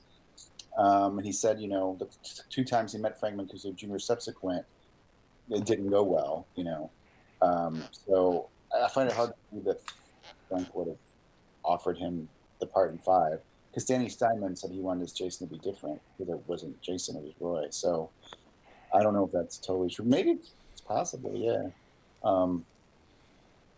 Usually it's just like you're starting a movie, you call, like C.J. Graham, was offered 7 at first, and then John Carlo Bucher said, "I want Kane Hodder," because I worked with him before. Right. Sometimes it comes from the producers. The producers will, start setting that up. Like Melanie Kinnaman and Shavar Ross were contracted and John Shepard were contracted for 6, and then John Shepard bowed out, and so they said, "Okay, we're not going to carry anyone over, and we're just going to start a little differently." So, Can I ask a question about this? How did they do the chainsaw shot? That's a real chainsaw. Yeah, but it comes at his arm, and you see like a flash, and then he falls over. Like, did they put like a metal plate there? Like, I know there was no blade on it, no chain on it, I guess. But Yeah, I don't know. Probably, there's almost like a spark, and then he falls. And I was always like, did they put like a plate or something? I always wondered how they did that. That's a good question. I don't know. Yeah. I guess Carl Fortson would probably know that. Make up the time. Lauren in the chat says that the entire film is Jenny's nightmare remembrance of the events. Both Muffin and Paul are dead. Again, that will be revealed someday soon. I'll save it. You have to wait for that. Muffin is not dead. Okay. No. Muffin lives. Muffin lives. David Lynch Hashtag Muffin lives. direct this? What? Hashtag Muffin lives. Woods then? I guess a Muffin lookalike. I don't know. I don't know if it's just me, but if I came across that shit at this time of night running from a maniac, I don't think I would go in there. That's just Yeah, that doesn't look like a safe place. Yeah. I'd be like, hell no, I'm going the other one. Yeah, I love that shot too of Jason coming. You see him coming in the window, coming up through the woods. Yeah. Yes. Yeah. Right. We bought some candles. I guess we went to Pottery Barn and bought some candles.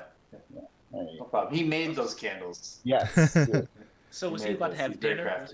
I guess like he had the chick on the ground and he had the deputy on the other side and he had mom. Yeah, you guys of course noticed Adrian King's body there with the Yes. Yes. Wait. Oh really? So he carried Adrian King back to camp after he killed her in the house. Yeah. What? Oh. Damn. That's the altar. You can see the. You can see you can see the rotted corpse there with the ice pick in the head. I have never noticed that. Yeah. Me neither. It was. I only noticed it very recently. That's really sweet of him. Gary's there and the cop is there. It's really sweet of him. Well, he spent a lot of time putting these bodies back and forth. I didn't know. Yeah, like he's he's loves motivated. Bodies. Yeah. It was like Ed Gein. Yeah. Shades Shades of of time that. on his hands. Yeah. Now I have a question. To this day, I don't know. Did the rat pee or was that Jenny? I know that's the $1 million It's question. supposed to be Jenny, yeah. Okay, so she took a leak from the feet. Yeah. That'd be a lot of piss for a rat, but you know. Yeah. If the rat actually liquefied. Yeah. Water broke. Well, it's kind of funny. She's by this maniac, and the rat is what makes her pee. Yeah. Yeah, I know. Yeah. No. So it's safe to say Steve Miner probably has a really good sense of humor then, right? Because you got the hot dogs and the funny cuts. You know. Yeah. Mm-hmm. He seems like a guy that likes to laugh a lot, I would assume. Maybe he's a jerk, I don't know, you know. He's not talked very much about the movies, you know. He's never done Peter, audio commentary. Peter, I want to say he was on the special features of the Lake Placid Scream Factory I got. I want to say he's on there. I think he is. He's on Halloween H2O. But, you know, Hopefully making an apology. Wow. Why has he been so quiet? He just doesn't like interviews in general too much. He doesn't talk a lot. He's mellowed up a lot. He's mellowed out a bit. So, you know. And now this part here is when Steve Dash just about got his finger cut off, right? Yeah, Amy went down and it wasn't quite set up right. It was just an accident. It was no one's fault. Yeah. But my mom's severed heads right there. Yeah, I like how seeing the head is like, oh wait, yeah, that's not possible. Yeah. But Dash said he went to the emergency room with the machete in his shoulder, and they were like, "Oh my God!" He's like, "No, it's just this right here, just right here with my finger." He said, "I got a bad headache. I need something for it." And just to confirm, they did bring back Betsy Palmer for one day, or I'm sorry, for one day. One day. Yep. And she wasn't happy about that, right? No, she was fine doing it. Yeah, she enjoyed it. They paid her. Oh, okay, no problem. They paid her more than part one. I was going to say they probably paid her more for that than they did for all the parts. She probably could have bought 3 of those cars that she got with. 3 of those cars.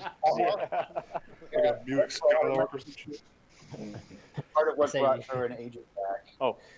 I'm sorry. Back then, I don't know if you guys know, but the first movie video rights hadn't been worked out, so they don't get any money for the first movie. They get more money for the clips because back then video didn't exist. So when you signed a contract, you didn't get residuals for video. But so that's part of it too. Like, hey, so yeah, Betsy Palmer told me she gets more money for the clips of her and the other movies than she does for the first movie. Yeah. Oh, so I bet you paid a lot. Final chapter. She gets those checks for like a nickel. Yeah, exactly. Only for theatrical, yeah. So that's changed now, of course. Everything's rights to streaming and all that. But yeah, back then there wasn't really any video. So yeah. I'm kind of glad she didn't do Freddy versus Jason. Yeah. You know what I mean? I'm kind of glad she passed on that. She probably read the script and was like, "Jason's afraid of water? Get this away from me!" Yeah. The dumbest thing I've ever read. Yeah. So how found Ginny and Jason's shack? He just wandered there and found her there. Yeah, like what would Freddy versus Jason have been if they would have took the Jason of Final Chapter and the Freddy of Part 2 and put those two movies together? That should have been Freddy versus Jason. Yeah. That would have been. But I mean, they Wait, had the to make Freddy it of Part 2. Oh. Well, I'm saying, maybe the Freddy of 1 and 2, the darker evil. I know. Piz is working on a script of the Final Chapter Jason versus Super Freddy. Piz, come on, Piz, you got that done yet? Well, and Mark Patton is my scream queen in that one. Yeah. Oh yes. I have to watch the documentary. Yeah. You have Monica Kino kind of rematch. Have them there you go. Yeah, Super Freddy versus Uber Jason. I do need to see the Mark Patton documentary. I really would like to see that. Is it like can you stream it now, like rent it, or is it you still gotta buy it? It's available on DVD. I'm not sure if it's on any streaming platforms. It's a streaming platform. Yeah. Okay. Because I gotta see that. I love his screaming Part 2. I love when Freddy goes, "I've got the brains," and he just goes, "Ah!" That is just the best. I don't know about you guys, but I love the dance. He's on the bed, That's, oh my god! Hey, that's sexy. I do that for my girlfriend every night. I hope you wear the same outfit he does in the movie. Oh, I got the hat too and the glasses. You know what's real quick. You know what's ridiculous about that movie, Piz, and I love 2 as well. But I really noticed it the last couple times I watched it when they're sitting on the bed reading Heather Langenkamp's diary. Jack's shoulder didn't have the freaking decency to angle it to where you couldn't see the journal, which clearly has nothing written on the pages. What? And they're reading it, and you got to give it to Mark. They're selling it. Chapter 3. You can see the page. There's nothing on it. There's nothing on it.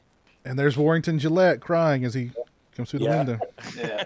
Oh, look at that drool. Ugh. Those are tears. Those are tears. Those are tears. He's kind of got like that Pantera haircut, like Cowboys from Hell. A little bit, yeah. A little bit, yeah. Yeah. Does anyone notice at the beginning of Part 3 he has those overalls on, and then he steals the clothes from the clothesline and changes his clothes? But he shaved his hair. I've got a special guest with me. Warrington Gillette is here. Yes. So Warrington, tell us about your role in the film. It was hard, and I cried a lot.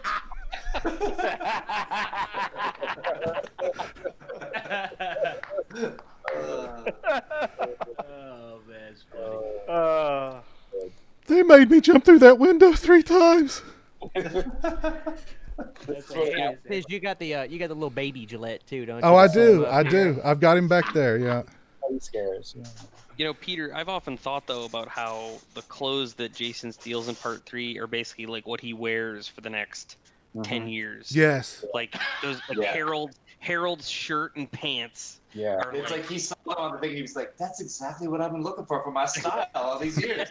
I think it changes a bit in Jason Lives. He has like different pants and a utility belt. Yeah. Well, he puts on the belt because he steals that from the survivalist dude, remember? Which I actually always thought was a nice touch that like Jason gets like a bunch of weapons. Oh, I love that with the orange gloves. Yeah, yellow gloves. Oh, that's a good look. Yeah. Jack Craven in the chat. Jack Craven in the chat says, "Hey Peter, was there ever an explanation? Was there ever an explanation for why Jason brought only Terry's corpse to his shack and not all the others?" Well, because the cop is there. Obviously, it makes sense to kill the cop there. That's the question. I guess they only had time for one. Well, yeah, that's true. I guess it would, because he killed her and Russell Todd. Maybe Russell Todd's there, but you can't see him. And then he goes back, and then he kills the guy in the wheelchair and Vicky. But then they come home because he's hiding in the bed, right? So maybe he didn't have time at that point. Maybe he ate Russell Todd. I mean, he's got to eat something, right? You know, he cooked him up and ate him. I don't know. He's eating dogs. We know that. Yeah. I hear Jason's a pescatarian, Piz. Relax. If he was smart, he would have put all the bodies on the wheelchair and just pushed them all and rolled them all. Concrete Special in the chat brings up the ending in which we were supposed to see Mrs. Voorhees' eyes, the eyes open, but it just looked hokey and they didn't use it. Yeah. It just I still want to see it. I don't see it so bad. Because when you see that scene, when you're watching it the first time, I remember I was like, "Oh, her eyes are going to open," because it looks like a face, right? Yeah. And then it just never pays out. I'm like, What's the purpose of that? Were they planning on bringing her back or something? It was supposed to mean that Paul was dead, right? I mean, Jason got him. Yeah. I don't know. Yeah, it's not the greatest ending. Yeah. But that was Friday the 13th Part 2. Try fast. It goes by quick, man. The pacing on that one's pretty quick. Yeah. Very economical. I think it's the shortest Friday the 13th, I think. oh, I believe so. But you know.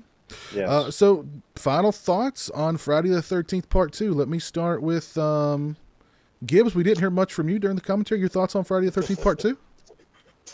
I enjoyed it. It's fast paced, well shot. I mean, the kills are a little lackluster. You can tell they've been heavily edited, but Amy steals the bomb, and I enjoyed it. And I really like it. I rank it about third or fourth in my favorite Fridays. Mm-hmm. And since you're our retro gaming expert, how quickly have you beat Friday the 13th the game on NES? What's your best speed run time? Oh my gosh, I hate that game, so I've never been. You haven't played it right then, because you appreciate it when you know what's going on. You get sure, like ET. You get Mark. You know how to get the right weapons and know what to do. Yeah. Did you fight Mrs. Voorhees' head? No, you don't even have to do that. You can bypass that. You can bypass that. All you gotta do is get Mark, get the torch. Jason's done. Yeah. Jason's done. Oh, nice. Okay. Let's. I learned something. Thank you. Yeah, and you're our retro gaming expert.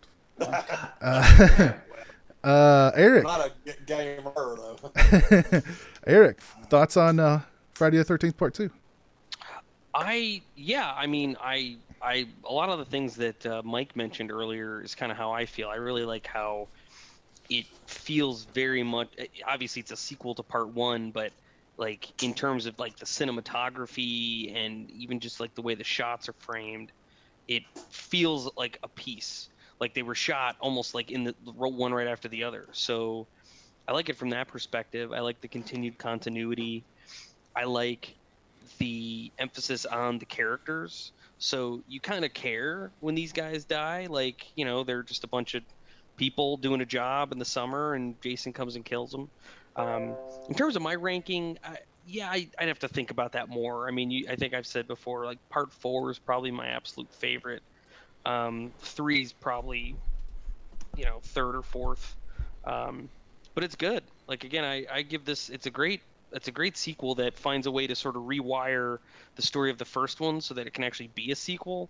I just think it does it effectively and with economy and how the story is told. So, well, I'll ask the panel this and everybody watching: is Part 2 any of your guys' favorite Friday the 13th? No. Okay. Oh, Peter. No. Peter, why is Part 2 your favorite Friday the 13th? Well, 2 and 3 are really close, and part of it might be nostalgia. It's just I think it's a better made, slightly better made version of the first movie. It's really the first movie. It's really a remake / sequel. Like Steve Miner said, he wanted to take bits from the original and redo them, like the scene where they go and find the bloody bed. Paul and Jean, that's the same scene as when Adrian and Harry Crosby find the axe. So he recreated the scene where the wheelchair falls and it cuts to the couple have an orgasm is the same as the shot of Kevin Bacon and Janine Taylor having sex, and it pans up, you see Ned, and then as they orgasm, you see. So you wanted to recreate the same kind of mix and feel of everything. I think it continues the look of the first one, but does it better. It's better shot and edited. Steady cam is cool. I think the last 25 minutes is scary still. It has really good jump scares that work. I probably enjoy 3 a bit more because of nostalgia for it, but 3, the whole gang member thing is kind of silly and some of the characters are obnoxious. So I think 2 is probably a better, overall it's probably I think by the later ones it just gets kind of gimmicky, and so I think 2 it scared the shit. When I was a kid, I just had nightmares of Jason popping on the closet with a bag on his head. I was also 11 years old, so I don't know if you can separate your love for the movies from when you first saw them. I think that's part of it. Yeah, It's true. Yeah. Is part 2 anybody's first Friday? Oh, that was so I saw it in the theater with double feature with 1 and 2, but we were late, so we saw 2 first and then 1. So my first in the theater, 11 years old, was part 2. Yeah. Oh, that's awesome. Very cool. Closing thoughts on Friday the 13th Part 2, Mike? Well, it is my favorite sequel. It has become that over the years. It used to be 4. I think I've seen 4 so many times that it's like one of those songs that you don't have to hear anymore. Yeah. Like it used to be your favorite song, but you don't really need to listen to it anymore because you have it memorized. So this has become my go-to sequel, and it's only edged out by the first one just because the first one was the first one. For nostalgia, 1980, I was like 12, and I remember the ad campaign, and there's something about, I don't know, the first one will always be the first one, even though it's not technically the best, but for me, it's still my favorite. And I pretty much now like them in order: 1, 2, 3, and 4. 3 was actually the first one I saw in the theater. But that one has a lot of problems, even though I still really like it. I think the fact that they paid more attention to the 3D than they did every other aspect of the film really kind of hurts its rewatchability. Yeah. You can pick it apart a lot easier than you can some of the other ones.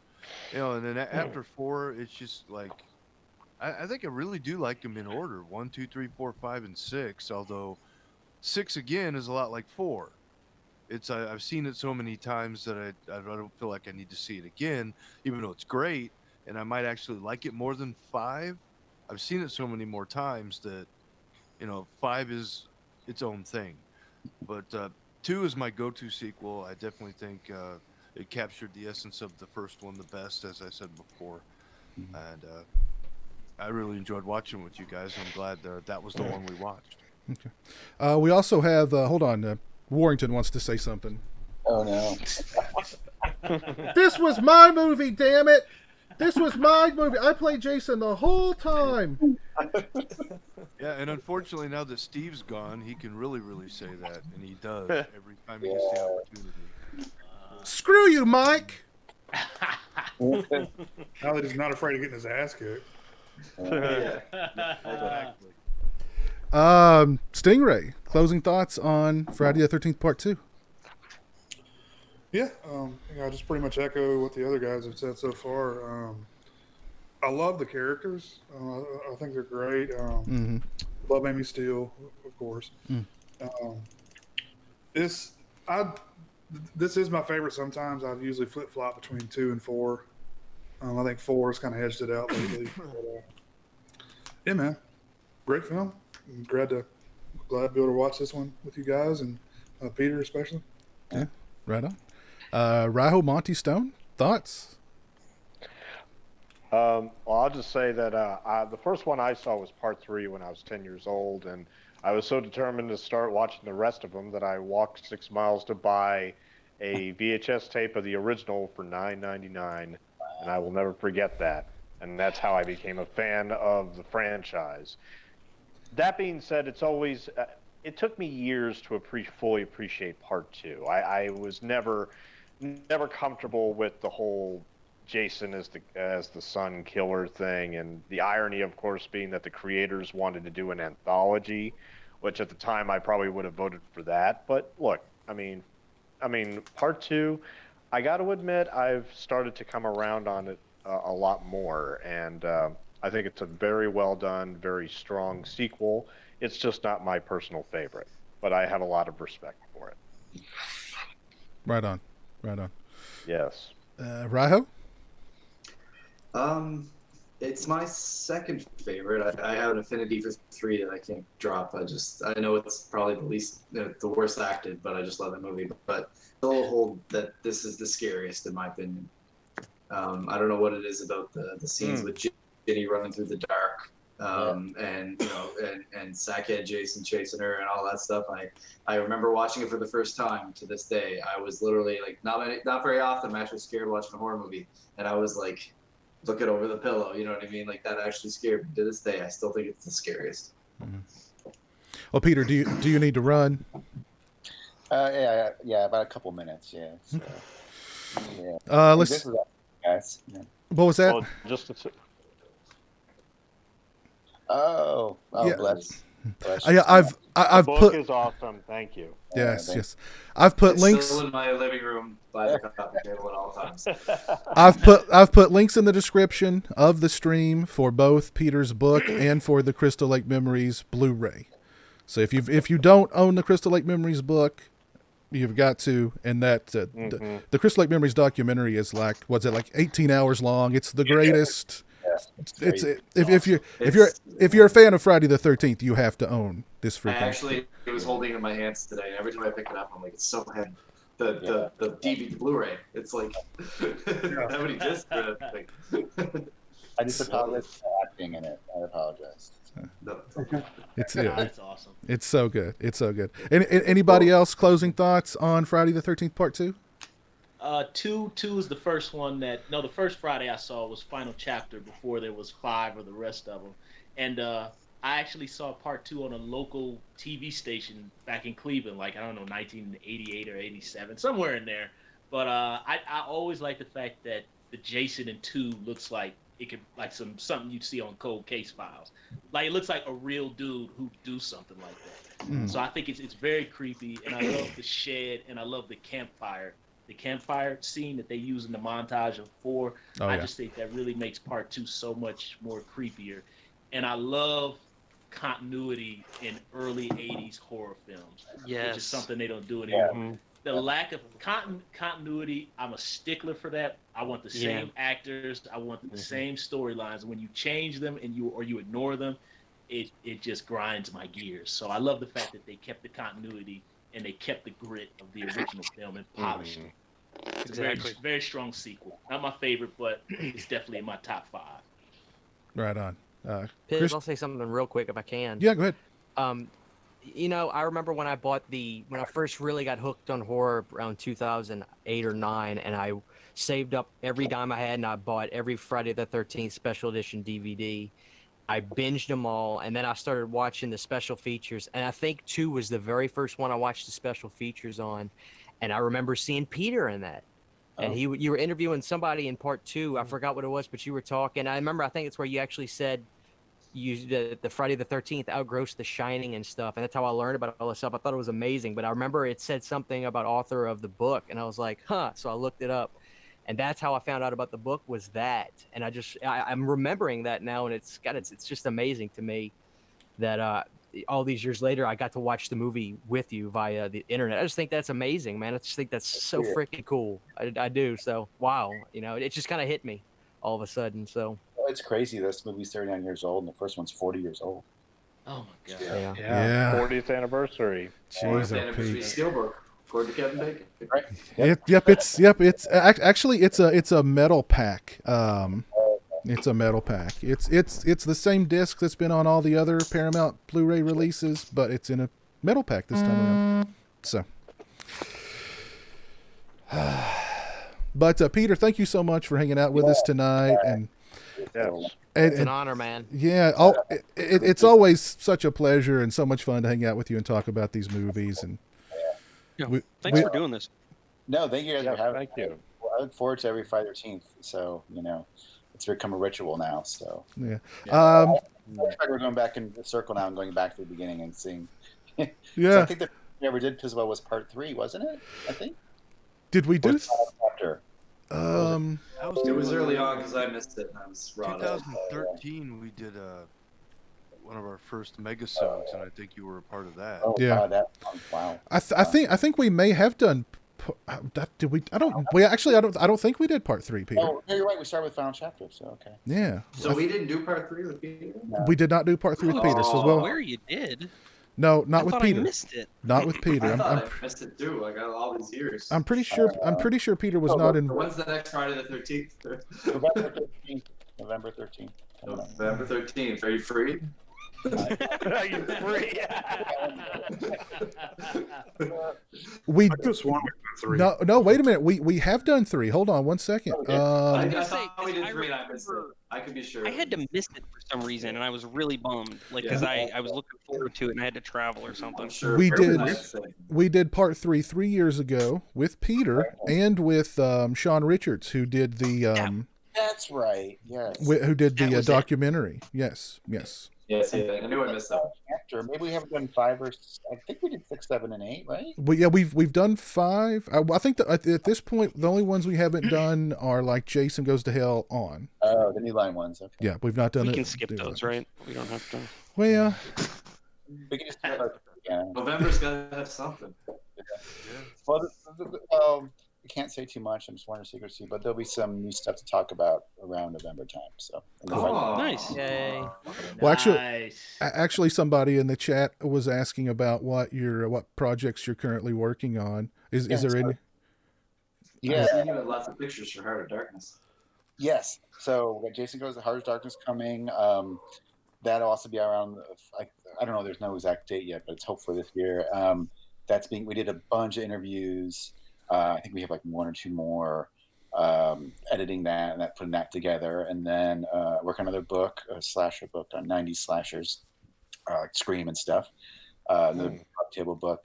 Unfortunately, with the coronavirus, book stuff it's crazy. It's a lot of prints in China, so it'll be out eventually. Everything's crazy with coronavirus. And there's another top secret Friday the 13th related project that you'll probably hear about in the next few weeks or months. I'm gonna spoil it. I'm gonna spoil it, Peter. Don't hate me. Yeah. Don't hate me. It's the Friday the 13th card game. Yeah. Well,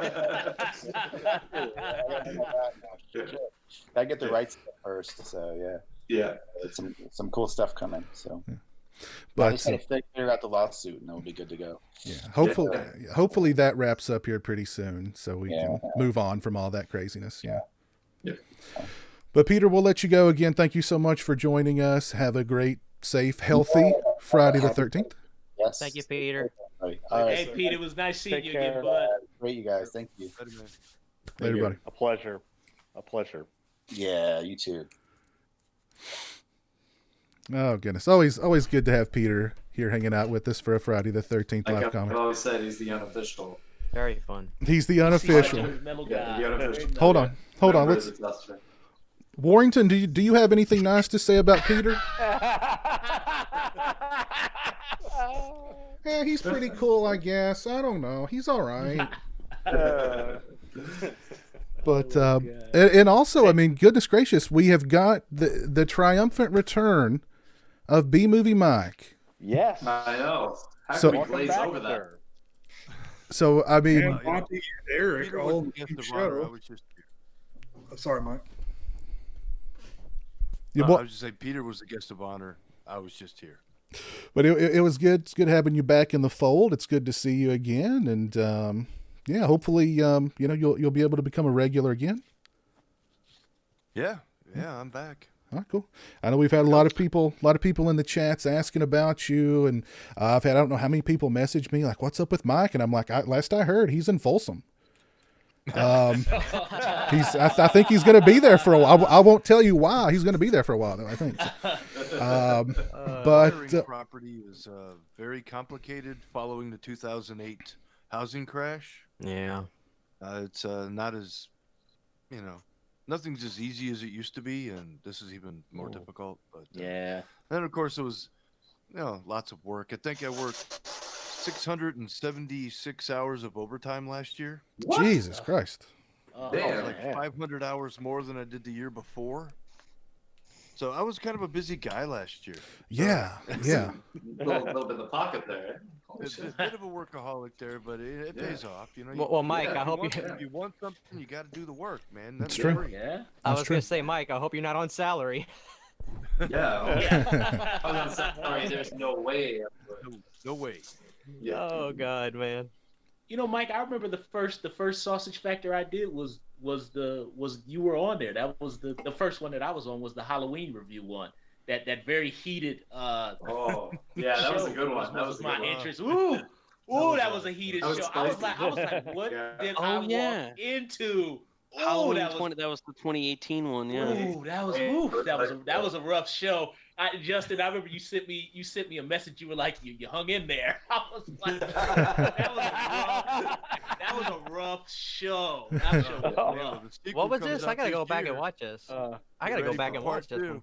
Yeah, it was right after too. I think we're right around there when Star Wars came out too. So things were getting heated for a little while there. Oh man, Halloween 218. That was a real. Or sorry, was it 217? I can't remember. It's 18. Halloween, the last 2018, Halloween, yeah, 2018. Yeah, 2018. That was just a very heated show. It was Well, it was a heated show. Wait till like I see it, and people disagree. They disagree. That's fine with me. well, wait Hey, till that's awesome, man. wait till this October when Halloween Kills comes out. Halloween Kills, Oh God. Can't wait to hear Oh, no. Oh God. Mike's review. Right, I think the cat's watching the show. Yeah, the cat's become a Yeah. member of the show. She's actually she's always here now. She's just like yeah. I have an announcement to make. Sure. Thanks to Piz's video review, I decided when I was in Best Buy to buy this steelbook of the Slumber Party Massacre. This steelbook is so gorgeous. I am in love with this thing. But best of all, I have never seen it. I will see it for the first time tonight. Really? Double header. You're in for a good time. Man. You're in for a good I time. am so looking forward to it, Piz. And that is the best that movie's ever looked. They did such a good job on that. Oh. I believe you. 5 out of 5. I mean, I do believe you. Oh. Absolutely. Oh, and Mike, I saw your Eyes of a Stranger review a few weeks ago. Cool. I love that movie. Yeah, it's awesome. I discovered it for the first time, ironically, because of Siskel and Ebert's quote-unquote positive review.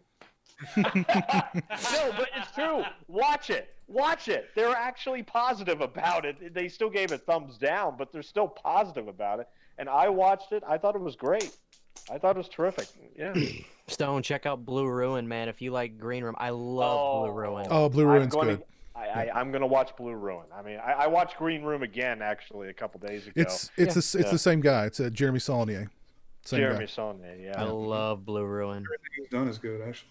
Ooh, Green Room was so uncomfortable. Ooh, Yeah, it was. I loved it because of that. Yeah.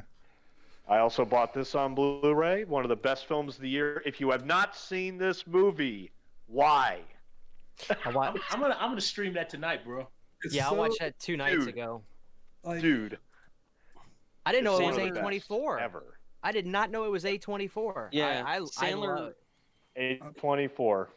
Sandler was on Howard Stern back in October, maybe November, talking about it, and it was just a great conversation. And hearing him talk about the movie, made me real excited to see it. I haven't gotten to see it just yet, but I was really bummed that he didn't get the nomination, just because it kind of sounded like he doesn't really care about those things as much, but sort of if he got nominated and he won, of course he'd be excited. But so I was sort of disappointed he didn't make it into the race. But I went in with he low deserved expectations. at least a nomination. Yeah. Oh, go ahead. Sorry. I was gonna say I went in with low expectations because he's the Netflix guy now, and I have nothing against that. I enjoyed those little Netflix movies, but I enjoy them for what they are. You know, those little Happy Madison productions. So I was like, "What the hell is an uncut gem?" Because on the cover of the movie, it looks like he's snorting cocaine or something. I was like, "What is that?" And then I'm not gonna say what it is because it's a spoiler, so I won't. But dude, I remember I was watching that movie, getting ready to go to bed, and my wife was like, "Are you gonna have the TV on long?" Because she hates TV when we go to bed. And I was like, "No," and I had to get up and go in the living room because I said I am finishing this son of a bitch tonight, and I did. I loved it. I really did like it. I couldn't stop looking at Julia Fox, man. I couldn't stop looking at her. Oh, my buddy sent me a link about her, and I looked. I was like, okay, nice. Yeah, yeah. And hey, Kevin Garnett, former Boston Celtics player, he has acting chops. Look for more of him in the future. Yeah, absolutely. You know, all this A24 is making me want to go back and watch that movie. It Comes at Night, because the first time I watched it, I didn't love it, but it's making me rewatch that. It's making me want to go rewatch it because I think that's the only time I've ever not said I loved an A24 movie. You know, granted, it's only a handful I've seen, but I don't know. I think I need to go rewatch that again. I liked it, but I was like, yeah, this is a movie I'll never watch again. It was bad marketing. Yeah, I think it was a good movie. It was poorly marketed. It was marketed like it was a horror movie. Like there was literally something out there, you know, like a creature feature. And it's not that. I mean, yeah, fuck me for thinking there's going to be something that comes out at night. Exactly, yeah. What were you thinking? I remember sitting in the theater kind of like, what? Like it was over and I was just like, well, huh? I was like, I just... It's more like The Thing without the special effects, kind of. Yeah. You know, just like what's gonna happen, but Well, since we had to, dude. Oh, go ahead, Stone. I'm sorry. I was just gonna say real quick. Trust me, dude. Uncut Gems is gonna make you come. Is it? Oh, well, that's exactly what I was looking for. Exactly what I was looking for. I'm gonna come. Oh my God damn, Monty.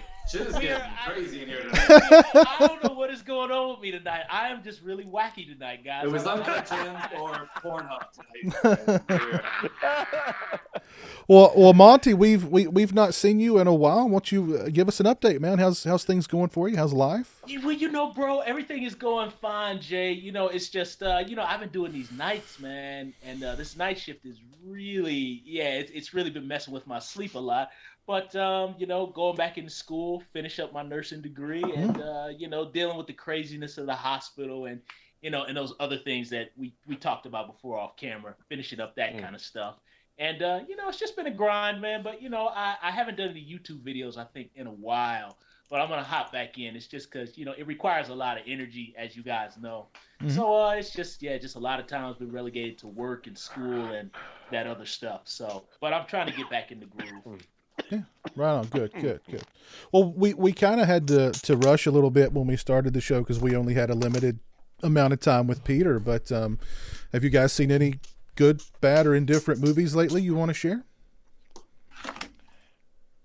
I watched Demons today and yesterday. Which I loved Demons, and yesterday. It's one of my favorite charming little movies. Jay put it over for me. I fell in love with Brain Scan so much. I'm going to rewatch that again. Oh, you watched it, Christian? Oh, my God. I loved it. I loved Brain Scan. That trickster character. I call it a Mo mullet because he kind of had a mohawk, but it's like a mullet. Oh, my God. I loved Brain Scan so fucking much. I was turning into flannel watching the movie. It's so 90s, right? It is. My wife even says, Christian, he's got a flannel over a flannel. Like, what? This is so nice. I really loved it. It was so charming to me. I really loved it. Okay, but you know what? Chatting with you in the last couple of days has made me like I have to watch it again. That movie was coming out like for whatever reason. Of all the movies, Brain Scan, like I was like, I can't wait to see this freaking movie, and I had to wait till it came out on video because it didn't come out in the theater anywhere near me. And I remember picking up the magazines, and like for some reason, I guess just because he was in Terminator 2, and like you know it was a horror movie, and like Fango did a big spread on it. I was like totally locked for that movie, and I don't remember much about it after that. Except that I was so excited to see it. So Here, you got me all jacked up to watch. Go for it. It was so fun. Here's my memory of Brain Scan. I was watching Brain Scan years and years ago at the same time while I was like downloading songs on Napster, and I just felt like I was like just as big a computer whiz as, you know, what's his name in the movie, because I'm sitting here downloading these songs on that, like, you know, Napster. What technology this Napster was. Peer-to-peer sharing is nuts. Yeah. That's awesome. Geez, that's when I think of Brain Scan, I think of Napster. Well, I just like Eddie Furlong's like my age basically, so like I grew up, you know, watching his stuff, and he's always so cool. It's like, man, I wish I lived in the attic, you know. There was a kid at school I remember, and like this is going back. He was pretty young, and he had like the same haircut, like it was like super long and like all shaved. I remember I was like, damn, that kid is so cool. He's like Eddie Furlong. Yeah. Back then, he was the coolest shit. Like the flannel, the haircut. Like I remember I was just like, this kid is so cool. It's so funny. Now we're making fun of the flannel. I totally forgot the flannel was like so the look back then. It was like I was like watching like something from the 90s, like when I was at work on my break, and the nurses are walking in just looking at me like, what are you watching? Like looking at all this flannel. I'm like, you guys are kids. Just business kids. I had a friend in high school during the whole grunge. It was a couple of years after the grunge thing, because the grunge thing hit sort of when I was in middle school. But I remember I'd be in high school, and this dude would wait. This dude was like, you know, super rich family. But like he wore like these ripped up jeans to school, like old nasty flannels, you know, like the insulated undershirts, like what I've got on here. And I just think like, dude, you probably paid those jacked up jeans were probably $200. Yeah. It's like you're so rich, but you're dressing like you're you know, living out of a fucking dumpster. Yeah. And you know what I mean? Camel wides. Yeah. My style, like the entire of my high school, was band t-shirt, flannel shirt over it. Band t-shirt, flannel shirt over it. Like it was like I didn't even have to try in the morning.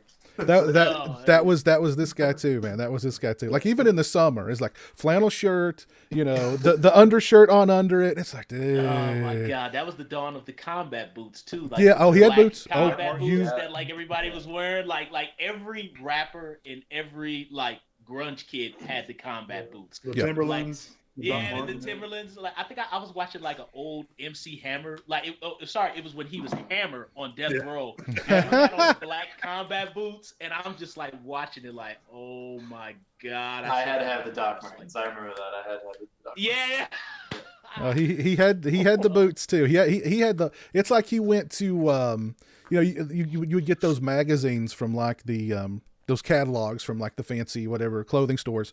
It's like he turned to the grunge section and was like, Mom, buy me everything on this page, you know. Look, they'd have the flannel with the combat boots and the Jordache jeans. All right, well maybe it was Levi's. Maybe it was Levi's silver tab, and they'd be like the Jack Morrison look, like with the stonewash or whatever. Yeah. They'd be up against something like that. Like, oh my god. It was a tragic day for us.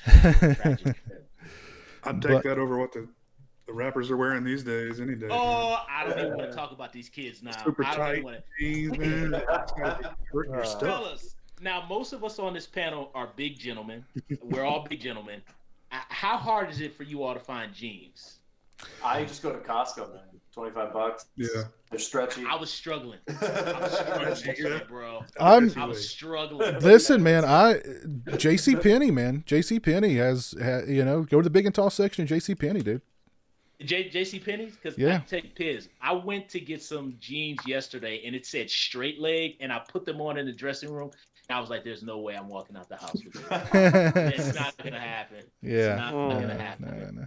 It's nah. This is offensive to me. JCPenney's always done the trick for me. If I need jeans, man, JCPenney, you know, they got me took care of. They got me took care of. I'll go over there. You got to go over there and check it out. Mm-hmm. You do, absolutely. Big and tall section, baby, for life. Well, and back to Eddie Furlong real quick. If you're wondering what he was doing in between Pet Sematary 2 and Brain Scan, He was trying to have a music career, so go look up some of his songs. Oh, I On remember. YouTube. He was a little popular in Japan for a little while, but that is some cringy stuff, man. Yes, I'd completely forgotten about that. I'd completely. Are we talking Angels and Corey Feldman cringy, or are we talking? Yeah. Oh yeah. I'll probably love it then. Yeah. Well, no, I don't think you will. I'm a big fan of I'm a big Angels fan. Piz, come on, represent Piz with the Angels.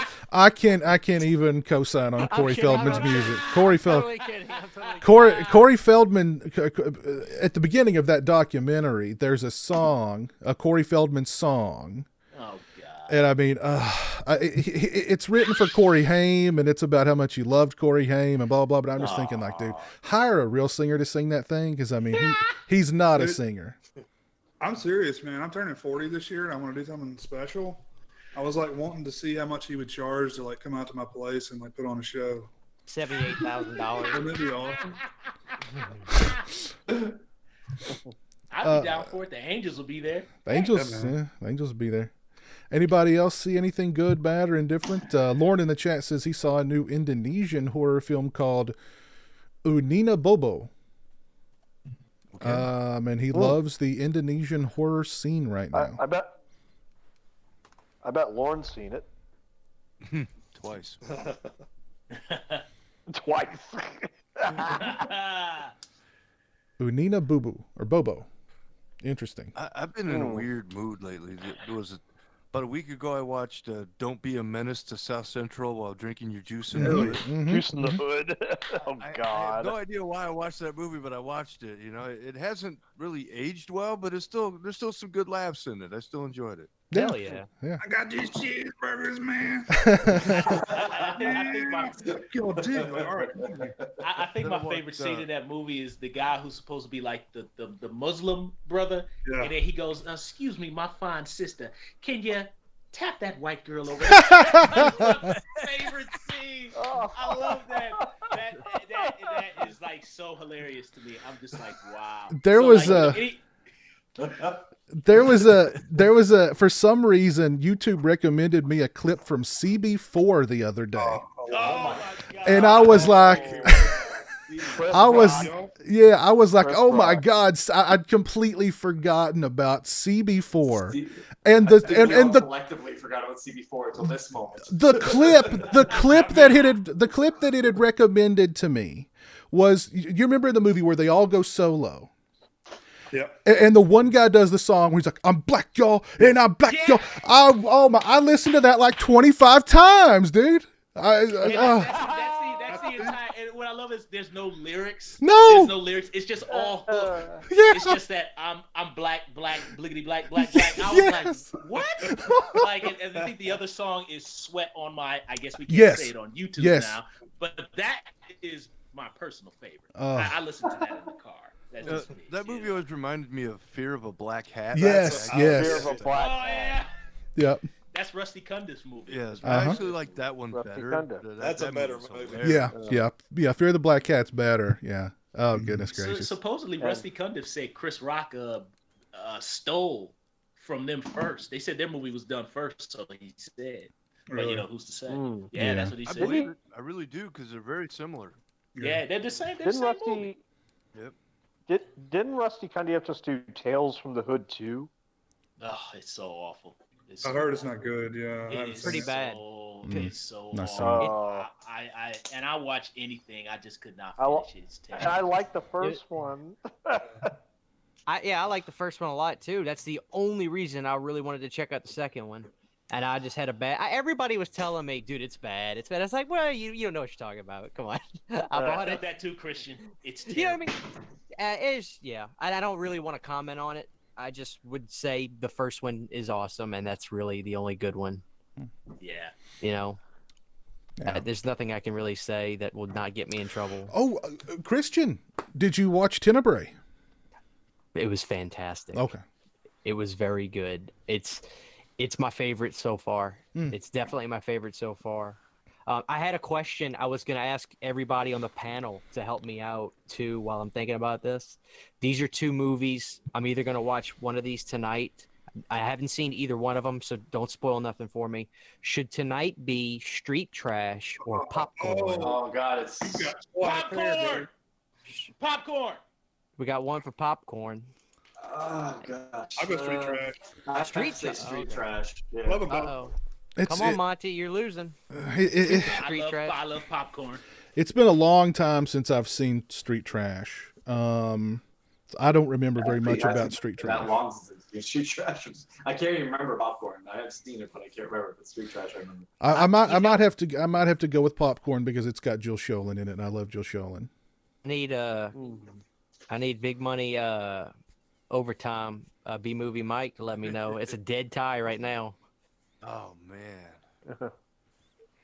I'm assuming these are both gems, right? These You're are not gonna go wrong either way. But I just remember Street Trash had all those crazy neon colors and shit. Yeah. Oh yeah, I mean clearly the back of this looks like a rainbow threw up. Yeah, like honestly, it's gore effects, but it's also covered in neon slime. I'm sick and tired of like for my whole life. I don't know why. You know, it's like sometimes you keep seeing something and then you just say, "Oh my God, why have I not watched that yet?" Like Popcorn is that movie. I've seen this image over the years.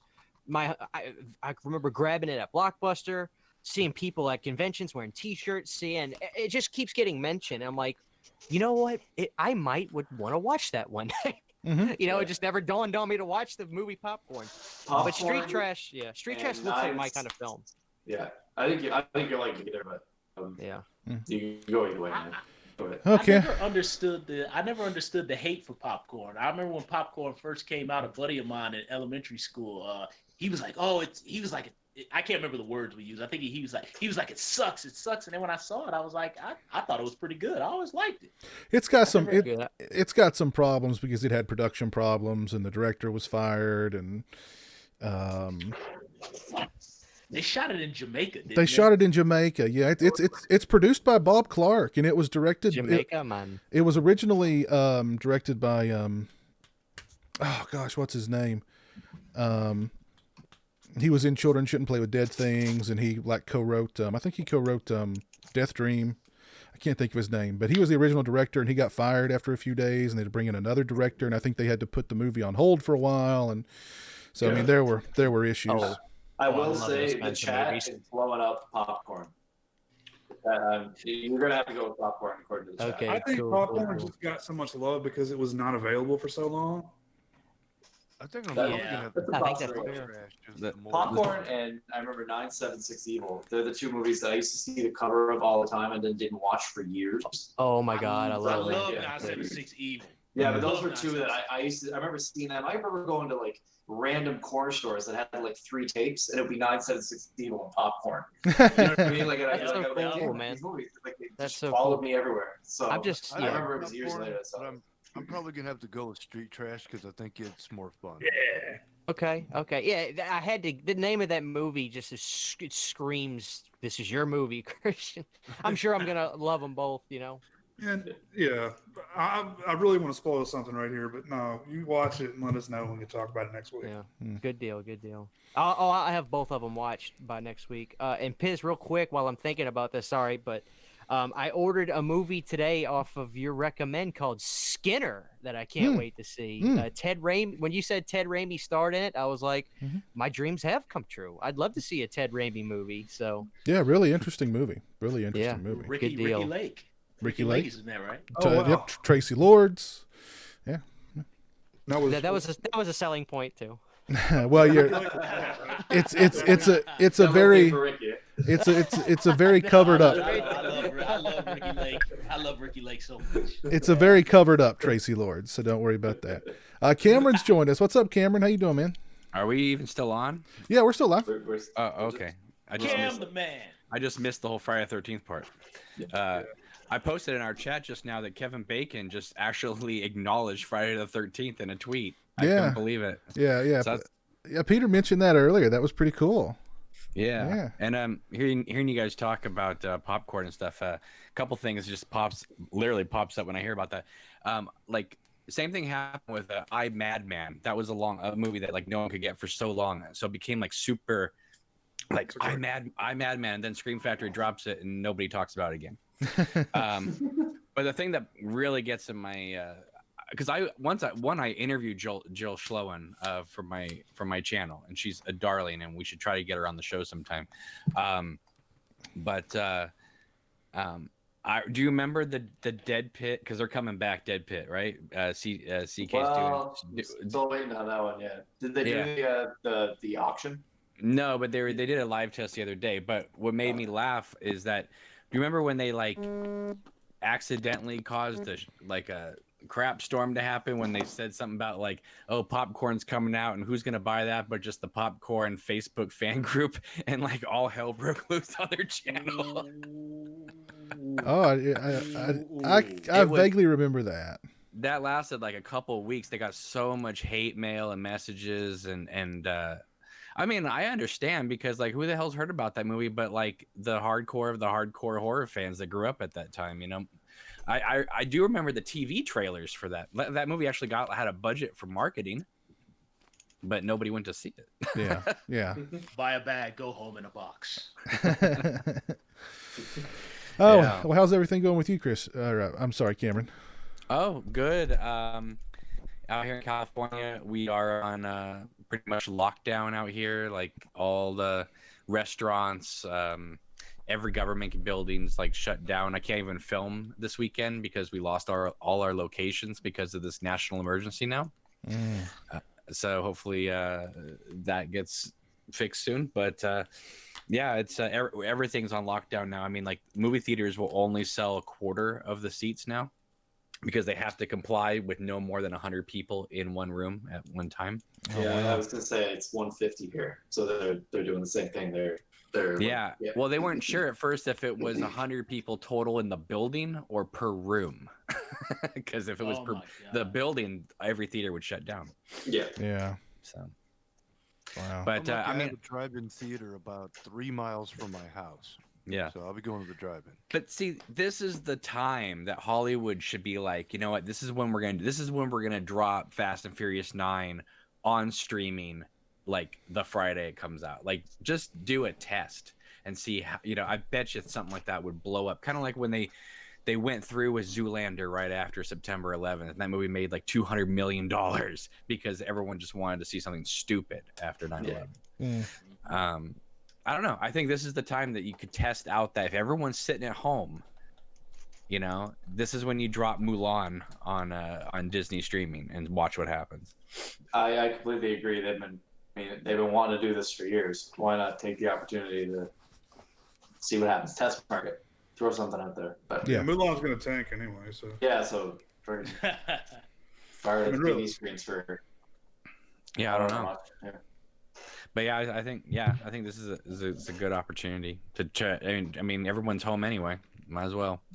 But I'm curious to see what's going to happen, because we are truly living in Outbreak, a movie that came out 25 years ago on this date, and now we're living it.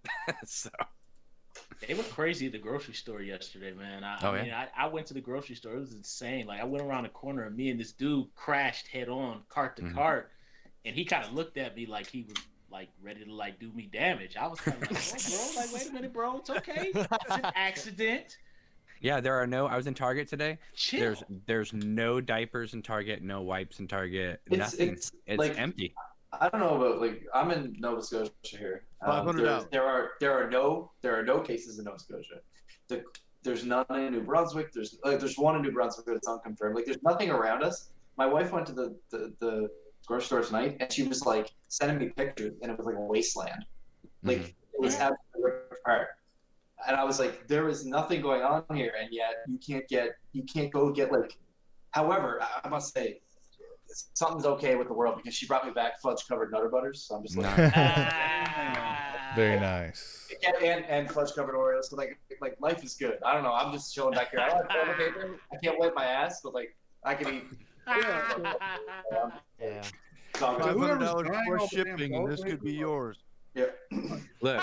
If there is all the toilet paper, like they've announced that it does not stop the coronavirus. toilet paper. Yeah. So. Well, I think they're just worried about being quarantined, so they want to make sure they have Yeah. in stock. Like I have, Kinda like, makes you know, I sense, have some but, canned man, goods. come I on, have they're some not going to stuff. quarantine like everybody. No, you get like a 2-week quarantine.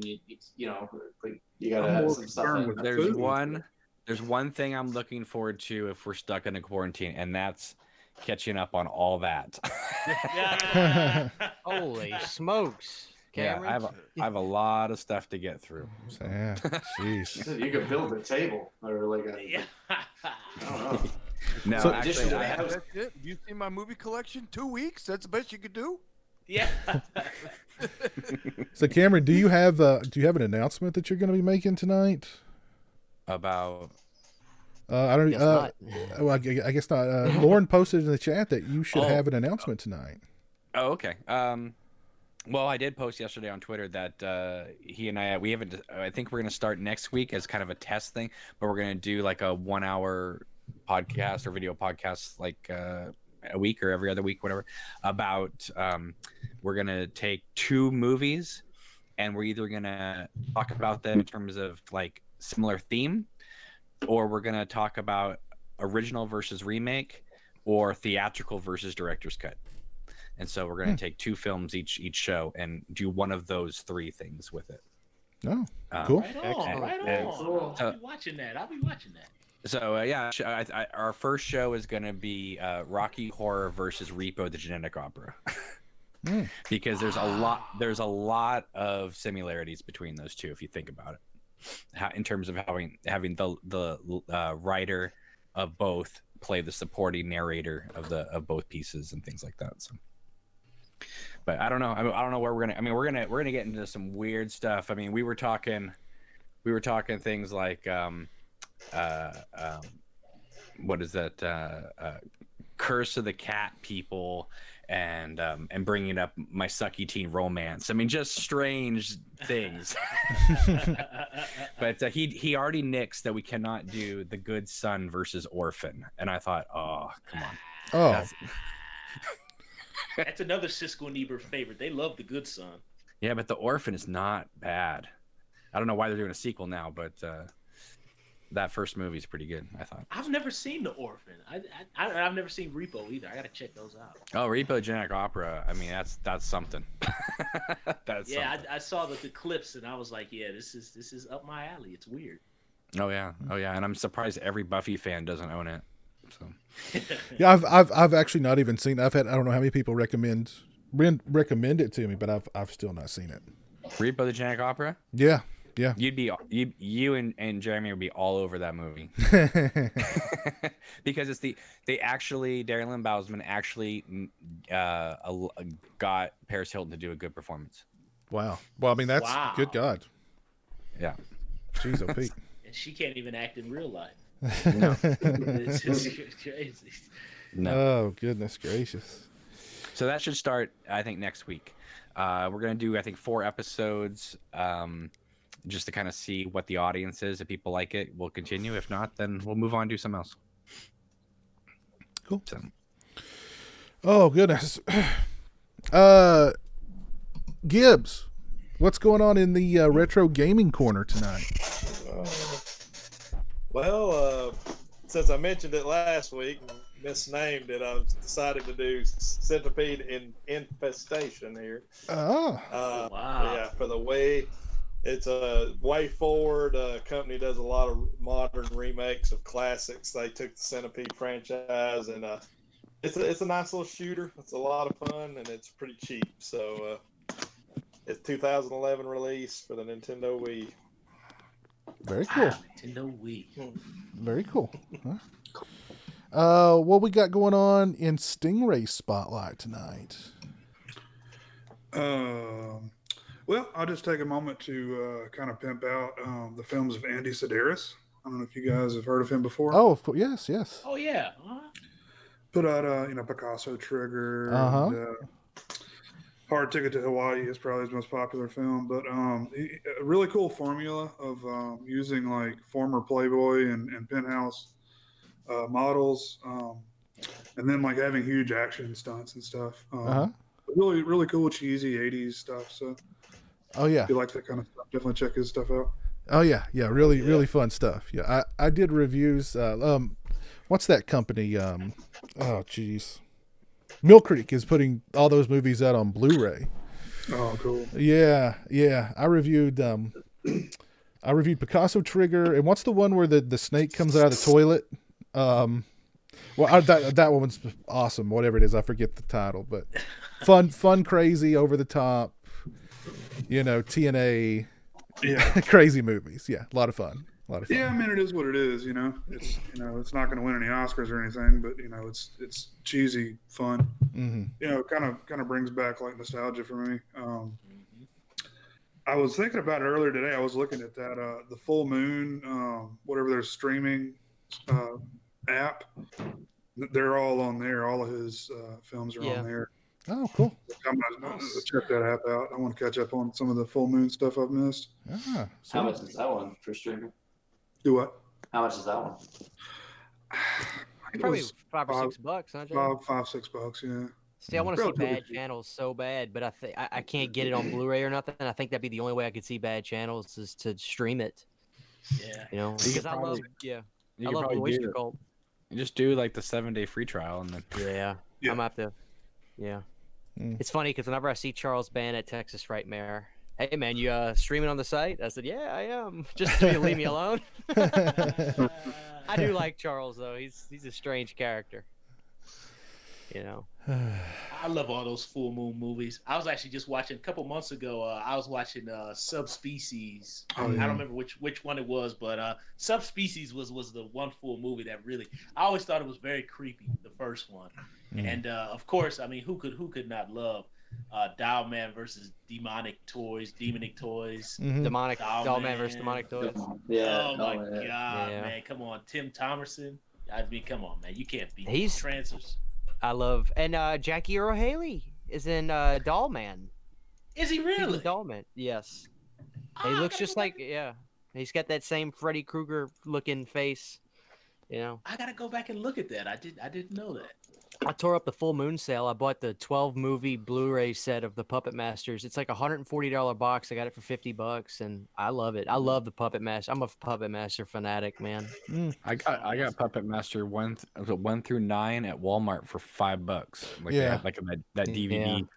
I think that's the set I've got too. Yeah. I was like, all right, this is worth $5. I think my entire DVD collection is like those 6-in-1 sets that Walmart used to sell. I still buy them now, even though the quality is not as good on Blu-ray. But I'll tell you, I'm sure you guys are like this too. But whenever I go to someone's house and they have like a physical media collection, I could care less if you have Fast and Furious, you have this. Like I go for their obscure time. What's the obscure shit in their collection? That tells you who they really are. That's right. Right. So it's like you're like going Solo. Yeah. Where's the shit you're afraid to put on display? Solo would be tucked away in a box. Yeah. Oh, I remember a friend of mine had all the Faces of Death and on DVD special editions, like the ones you had to order from the website, and I'm like, you're in some weird stuff, man. That's extreme. I remember streaming some of the clips from those movies, like just the clips, like this is going back when streaming video, you get like 3 minutes, and you'd be like on a real player. I remember I was just like, oh, this shit is so screwed up. His Faces of Death, I've never seen any of the Faces of Death, but is the reputation as bad as people said they were? I heard it was a mixture of film and then real. Some of the stuff they created, and some of the stuff was actual real footage. But I mean, I was gonna say, and some of the stuff that they recreated is pretty messy. Look, it's today it's tame compared to anything you can find on a lot of websites, Twitter, when people post executions in Mexico and stuff. I mean, those things are all over the internet. You want to see a Face of Death? It's right there on the internet. Yeah. You don't have to look very far. So. No. What was the other one? It was Faces of Death and something else of Death. Traces of Death. Traces of Death. Those Traces of Death. That's right. Yeah. I think I saw one of the Traces of Death, and the guy they hooked him up to 2 trucks, and they drove the 2 trucks. Oh. And, ripped his arm off or something. I was like, oh my god. Oh. Joyride stuff. Yeah, it was something like that. Anyway. Look, we didn't need to see it, and yet No. it still traumatized every single one of us in the hitcher. I know, right. Yeah, exactly. Because like I'm telling you, when I was a kid, like it's one of those things like Chainsaw Massacre where it's like you thought you saw it, but you didn't see it. But my God, did you think you saw it? Yeah, Right. that's true. It's almost more effective, isn't it? No, it is absolutely. I saw the real thing on that freaking Trace of the Dead. It was just awful. I mean, especially when the cop is telling C. Thomas how like I'm so sorry. Like you're thinking to yourself going, oh my God, like what happened, you know? And also it's Jennifer Jason Leigh. You just don't do that to Jennifer Jason Leigh. No, I know, man. You not can't to do her. that to her. And it Not makes to it her. even scarier that it's Rutger Hauer. Like Rutger Hauer, I mean, you already know you're already doomed to death when you see him. You mess with Rutger Hauer, yeah. Oh man, he was a scary fellow, man. Didn't they say C. Thomas Howell was scared of him for real? Well, wouldn't she be? I'd believe it. Absolutely. Yeah. I'd believe The way it. Rutger Hauer like just like kisses him and stuff like that, it's like so like creepy. He's scary. And remember what's the Ice-T movie, Surviving the Game? Yeah, hell yeah. That was the best lineup of character sociopath actors all in one scene. To have Rutger Hauer, Gary Busey, F. Murray Abraham. Yeah. Who's the other guy? John C. McGinley and Charles S. Dutton. That is crazy upon crazy upon crazy. I love that scene. That's almost better than the cast of Con Air. Oh, it's fantastic. It kills it. Gary Busey's monologue about the dog. Oh my God. Can't beat that. Makes me want to go watch Surviving the Game again. Oh God. I think I might go put that on right now. Well, guys, why don't we go ahead and let's call it a night there. Let's give some shout outs to everybody who's still with us out in the chat. Lauren, who's out in the chat, Rush's Ashes, DJ Donley, Jerry L, Buddy Nico, Jamie, Joe Bob Tarheel, Barbecue Network, Vanderhoff, Steak Sauce. Oh, goodness gracious. E-Boogie, David Vines. Thank you guys for tuning in tonight. Jerry L. It's a lot of fun talking Friday the 13th Part 2 with everybody. And, of course, Peter Bracke. It's great to see B-Movie Mike back in the fold. Thanks for being here, Mike. It's good to be back, man. It was a long time coming. Mike. It's also great to see Monty again after his hiatus. Good to see you back, Monty. Nice to be back, fellas. In such good spirits tonight, too. Oh, man. I know. Top four. Yeah, well done. Well done. All right, guys. Well, everybody out there have a safe and happy and healthy rest of the Friday the 13th here. And we'll see you again very soon on the Sausage Factory YouTube channel. Take care. Have a good one. And peace.